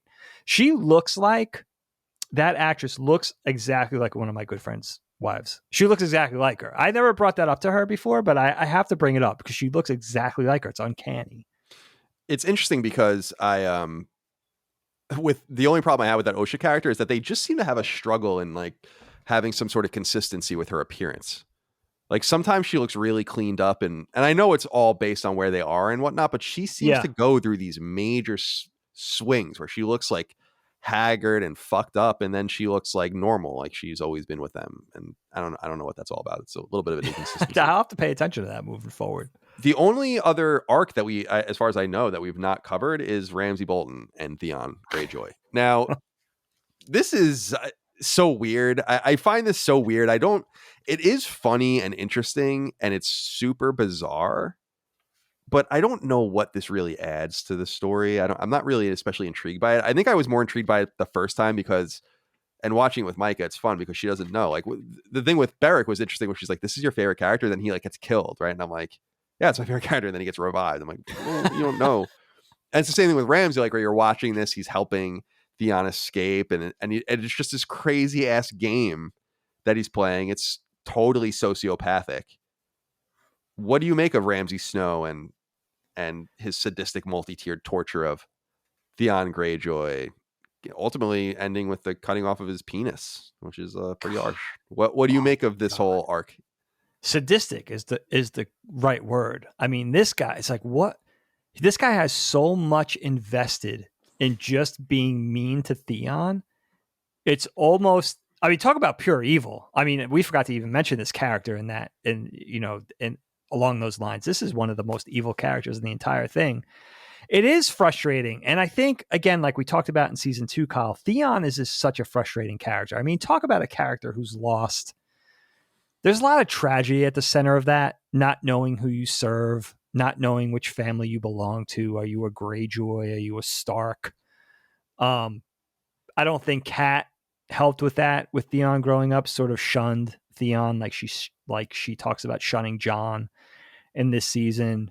And not knowing what lord you serve, not knowing which family you belong to, not knowing where you fit in. I understand that the dynamic of being torn, right, between your affections, between your families, between who's the most important to you, who treated you better, all that kind of stuff. But it plays out to such an insane degree with the Theon character that it's so vexing, because you're just like, what? And then he runs across Ramsay Snow, Roose Bolton's bastard, and you're just like, why does this guy have so much invested in torturing Theon? It's kind of insane. Now, on one hand, as a viewer, I could speak for myself, you're probably somewhat satisfied that Theon is getting his comeuppance, but it gets to such a degree that it's a little much. Now, I will say, and I won't spoil anything, I will say the Ramsay arc arrives at a very satisfying place. I remember that. So it's going in a cool direction. And the Theon character, we'll see a lot more of Theon. Let's put it that way. But without spoilers, what I love about this whole thing in this season, in season 3 specifically, Kyle, is how the events play out with his father, one of the claimants to the Iron Throne, Balon, and his sister Yara. Because if you're ready to talk about this, Ramsay basically sends Balon Theon's junk in a box. And instead of being moved to revenge or to defend his son, Balon's just like, fuck him. He's not, I mean, and you see what a bastard. He's not Ironborn. He just abandons him. And in that moment, Yara's like, fuck you, I'm going to rescue my brother. And I remember that's probably one of the most pulse pounding scenes in the entire season. It's like, Yara's like, I'm going to get 50 of the hardest men. They're going to need to be extra hard with what's been lost. Yeah, that's true. Yeah. And I'm going to sail out and I'm going to rescue my brother. And that is the moment. And I remember this from watching it the first time too, that I'm like, yeah, Yara, that's that. Let's go. So it is interesting in that moment how it plays out for me emotionally, because I don't feel like I care that much about Theon, because Theon, talk about betraying the Starks. He's a douche nozzle. Theon holy sucks. Shit. Yeah. But when Yara does that, and maybe it's because that's my emotions playing out because how much I hate Balon. Balon's a very unlikable character. Although I love we talked about loving the whole pirate thing and tying that into the fantasy and having that whole philosophy of paying the iron price and what that all means and how it's so different than every other. Will not die or whatever they say. Yeah. So yeah, what's dead may never die. Like their whole creed, their sigil, everything. They had to workshop that one too. They're still working on that one. Yeah. But I love that Yara's like, she's finally moved to help her brother, where she was really more on her father's side this whole time that we know. So, and how that's going to play out. Yeah, it's good shit. I agree. I like that as well. I'm glad you brought that up. Because you see something. It's difficult to watch that arc actually, because you see like the beginning, Theon's like feeling her up, and like it's just like, but she's the badass. She's got a matriarchal kind of thing going. Really, the only one going outside of a couple of other houses that we've encountered. So we'll keep that in mind when we're moving forward to the 4th season. There are 4 characters I wanted to bring up to you to just talk about briefly before we go, and we can talk about whatever you want to talk about as well. But I just wanted to get your quick takes on these guys as they stand. I wanted to start with Varys, just because that scene when he is talking to Tyrion and basically talks about playing the long game and being patient, and then showing him that he's basically found and is torturing the dude that fucked with him when he was a kid is awesome and disturbing. What do you make about that character this season, that scene, and where he kind of stands right now? I'm so glad you brought that up. Definitely, easily top 5 scenes in all of season 3. It's wonderful. Now, what I love about this, I love the character of Varys. And I love that the fact that we talked about he's very Littlefinger-ish, but he's not. He's different. He runs a long game. That's a really perfectly said. And he also really does seem to be working. Sorry to interrupt, but just this idea he keeps bringing up about I do it for the realm. He's the guy that keeps saying that, but we discovered that that's really true at the end when he tries to pay Shay to leave, right? Where he's like, he's saying like Tyrion is one of the only people that is actually good. And he sees that. So yeah, so it's anyway, go ahead. Sorry to interrupt. And remember, that's a great point that we should say. In season 1, he says that to Ned Stark when Eddard's in the dungeons. He says, he says, what are you doing all this for? And he says, for peace. And it seems to be true so far with Varys. And we know he's this guy, he operates in the shadows. He's kind of a shady cat. He's a spy master. We know he has spies all over the place. I love when Olenna says, oh, look, girls, there's a spider in the garden when Varys is approaching. It's so good. I love the way he has that reputation. I think the first time is in season 2 when he talks with Roz. Roz thinks he's a client. And then when he starts to say things, she realizes who he is and she's scared. Well, doesn't she go to grab his dick or something? There's something like that happens. Yeah. Yeah. And then she realized, I know who you are. And so his reputation precedes him. I love the character. But it seems what's cool about this, and I love Tyrion, obviously, and you're really rooting for him. It seems more and more like you have these other shady cats like Littlefinger, but it seems more and more like Varys is an ally. And he's kind of, again, we remember in season 2 when Tyrion was vetting everybody, he was vetting Pycelle, he was vetting Littlefinger, he was vetting Varys to see where everybody's loyalties lie. Seems like Tyrion's letting Varys in a little bit. When Varys has him, he's in his chambers, he's talking to Tyrion. Tyrion comes and visits, and they're having this conversation. And as they're talking, he has this giant wooden crate and a crowbar, and he's popping off the corners very slowly as they're having that conversation over minutes. And you're like, what is in this thing? Turns out, during this whole time, Varys is telling his story that when he was a kid, why he's a eunuch. As a kid, he was in this this touring actor troupe, and they ran afoul of some bad people, basically a warlock, who abducted him, cut off his junk, and used it in some blood magic ritual. And as he's telling the story, he's slowly prying the crate open. And he's talking about exactly what Colin so perfectly said. He's talking about playing out the long game, getting your revenge over time, doing it slowly, thoughtfully, whatever. Finally pops a lid off this thing. It's the fucking warlock that cut his dick off when he was a kid. And he's about to torture the shit out of him. And they don't show it. They don't show what happens from there. His mouth is stitched shut, I think, which is yes. That's what I thought too. Was that a gag or was his mouth sewn shut? I think it was sewn shut, but I couldn't quite tell. I think you're right. Yeah. And he's emaciated.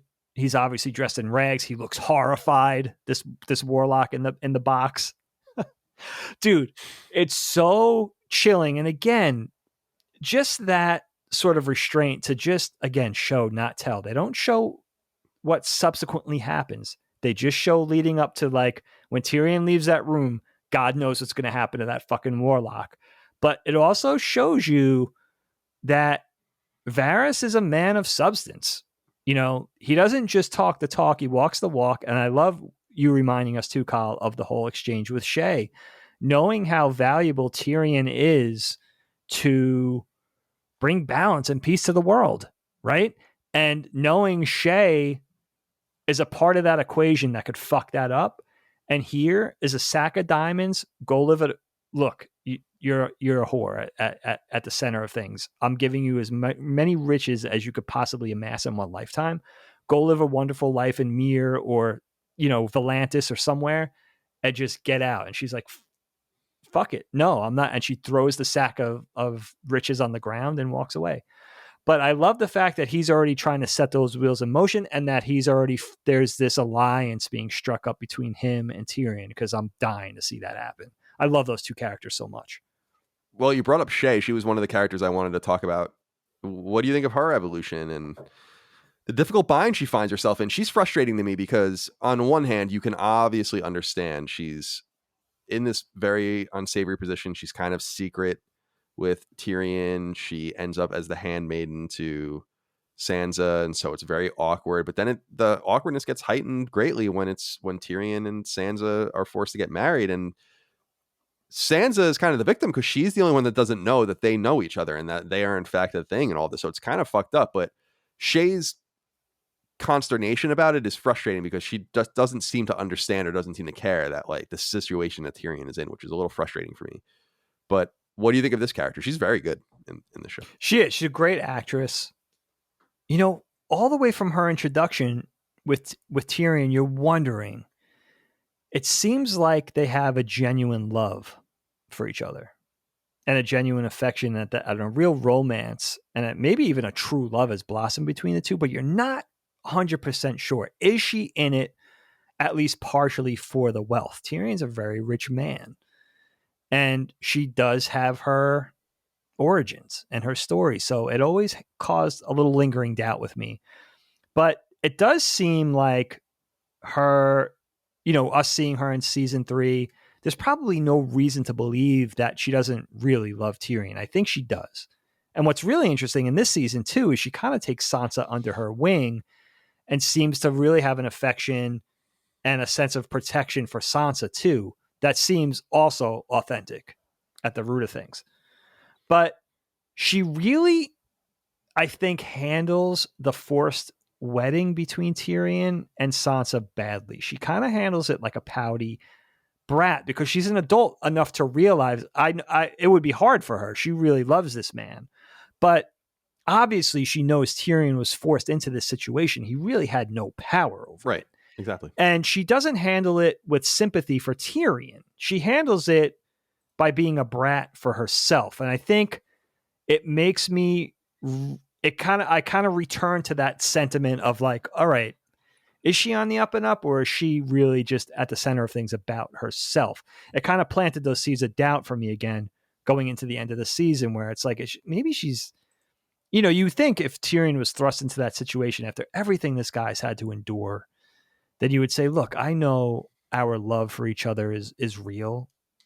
As Tyrion proposes, we have to keep it a secret. I'm not saying that would be easy, but you know what I mean? Let's make the best of a bad, inevitable situation, but she doesn't handle it that way. She really acts like a jerk.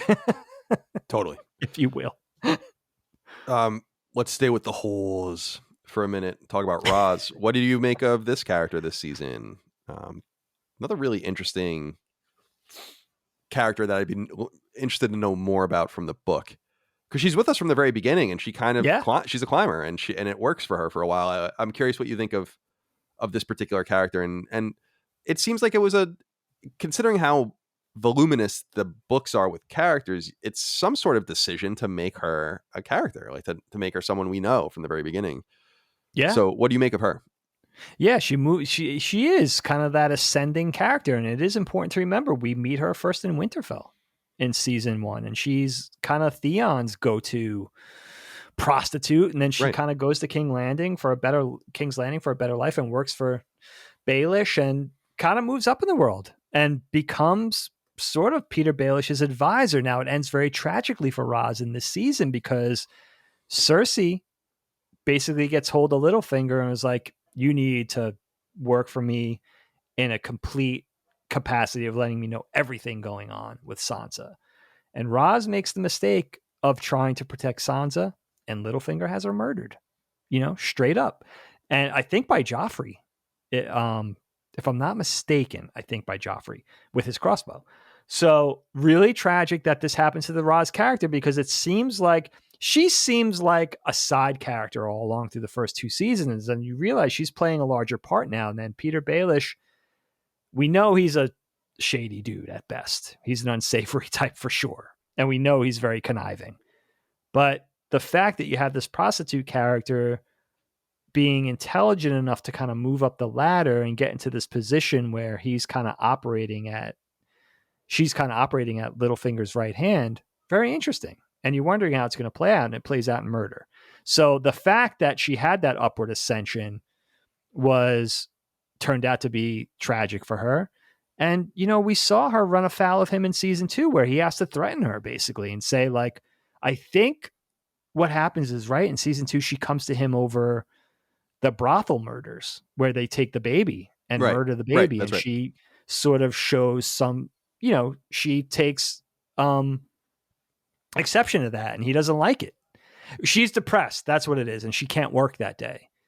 And he's like, I don't have assets that don't make money for me. Right. That's right. Get it? And then you feel, all right, it worked out for her. She kind of moved up the ladder, and then she's done. Indeed. Goodbye, Ross. Final character I wanted to bring up is Podrick. I'm first of all, it's very funny how he gets this reputation, and to a degree, Bronn is similar. Like I kind of like this group of characters that Tyrion has surrounded himself with. But the whole thing with Podrick having a big dick and all of that, I think is just hysterical. And like it's like a rumor that gets around, like he's just walking in the gardens, and like some girls are like giggling as they walk by him. What do they know about big dicks? I mean, Jesus Christ, is there a lot of people getting dick down in this world? I guess I don't know what's going on here. It seems a little strange. Like half the people are totally ignorant of sex, half the people are just obsessed with it.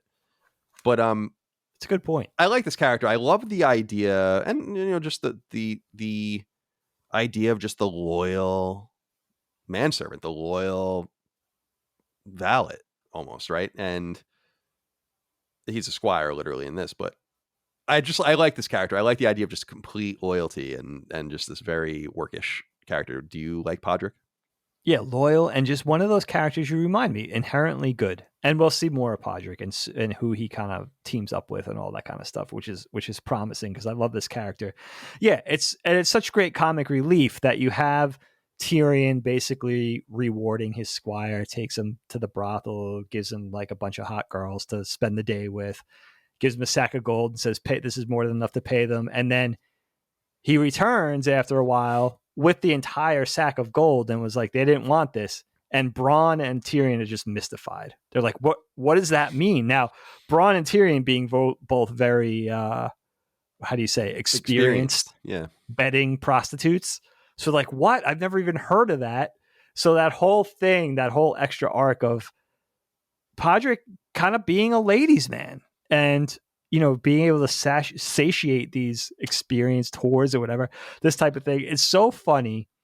And you're kind of just rooting for Podrick to, because also we kind of see him oogling the girls. He's kind of into it. He's a gentleman. He's a soft-spoken kid, but he likes the ladies. So to see it go so well for him is actually kind of fun. Because there's this scene where he's like, what is he doing? He's like in an office and he's like just looking at Roz's boobs. Yeah, I think it's Roz. Yeah, and then yeah. And then he's just kind of checking her out, right? She's kind of letting it happen. Yeah, definitely. But I love that. It gives another dimension to a character. It's not just, it gives him a little comic relief, but a little more texture behind the character too. And again, we're going to see a lot more of him. And let's remember, Podrick's the only reason Tyrion's alive. That's true. That's true. Otherwise, Dave, I've kind of gone through all my notes. I have just a couple other things, I guess. Goodbye, Hot Pie. We get to see the last of him. Oh, more with wolf-shaped bread, and then it's goodbye. Yeah, and that's the end. And then we have obviously Samwell and Gilly up north. I don't really find that particularly interesting. I don't know. Is there anything else that you wanted to touch on? No, I mean, I think we did it pretty good justice. Season 3 is a daunting one. I don't know why I found it so daunting, but yeah, Sam and Gilly and Baby Sam, that's happening. And I think we touched on everything we needed to really touch on. We got pretty far. I'm looking through my notes. Did we talk about Grey Worm? We mentioned Grey Worm. We mentioned it. We didn't really talk about him. We don't really know too much about him yet. These eunuch soldiers yet. No, but the eunuchs, the Unsullied, had to choose their commander. They choose Grey Worm, so we automatically know this badass group of soldiers by the thousands has a head badass, and his name is Grey Worm. I love the whole thing where they took their slave warrior names because they were so insignificant. So they were all named things that were like Grey Worm and things that were like insects and lowborn. And the fact that Dany's like, choose a new name. And he's like, I like this name. It reminds me of the day you came and liberated us. So we know Dany's building the badass armies. Not only does she have the Unsullied, but now she has the Second Sons as well. Right, exactly. And with Dario. And perhaps the most loyal group too, because she's actually doing something actively for them, as opposed to everyone else is kind of just expecting. Westeros is in trouble. Yeah. Let's be honest. I would and say let's so. not forget the 3 dragons are the size of jungle cats now. Growing fast. Yeah, I don't know what that guy was thinking at the slave city, thinking he was going to hold on to that thing. It's hysterical. That guy was brave. And shout out to Miss Sandai, or whatever her name is, the translator. She's cute. Oh, she and she'll play a bigger part later on. Yeah, she's beautiful. She and Grey Worm. That girl. So yes. Oh yes. So we'll learn more about them in Essos as well. But Dig, I guess we'll leave it there. If you're satisfied, I'm satiated. Getting to season 4 earnestly. Yes, very well done. Okay, well, let's end with the dad joke like we do each and every week. I got one right here queued up for us. This comes to us via Twitter from our friend Static Line Saddams. All right. Guess as good as mine. Static says, so Kyle, the bar is only 5 minutes from my house on the way there, and it's 45 minutes from my house on the way back. The difference is staggering. That's funny. I like that. Well done, Static Line Saddams. It started out like a word puzzle. Like my mind almost immediately started going blank because it's like, you know, remember word problems, like how daunting they seemed when you were a kid? Because you'd have like the papers and be like, 3 plus whatever, and this times this, and then it would just be like a paragraph. And it takes full focus. You got to just focus on it. I got 5 apples, and now I have 3 apples, and some shit happened to those apples. All right, Dig. Well, thank you for your time. I appreciate you as always. And thank you all out there for your love, kindness, and support of all things KnockBack and Last Stand. We appreciate you. If you listen to us on free feeds, please leave us nice reviews on iTunes and elsewhere. You can subscribe to us on YouTube if you prefer to watch us. Most of you like to listen, but some of you like to watch. Oh, that's good. Oh. And join us on Patreon. Like I said, patreon.com/laststandmedia. We couldn't do it without you there as well. All right, that's it. We'll see you next time. Until then, goodbye. KnockBack, a retro and nostalgia podcast, is a product and trademark of Last Stand Media and Collins Last Stand LLC, and is recorded from Central Virginia and the Philadelphia suburbs, USA. The show was conceived by and is produced by me, Colin Moriarty. My co-host is Dagan Moriarty. KnockBack's executive producer is Dustin Furman, and the show is edited by associate producer Ben Smith. All of Last Stand's theme music is by Ramon Narvaez. As you know, all of Last Stand Media's shows, including KnockBack, are fan-funded on Patreon at patreon.com/laststandmedia. The following names are at the producer support level or higher on Patreon, and we're grateful for your kindness and generosity.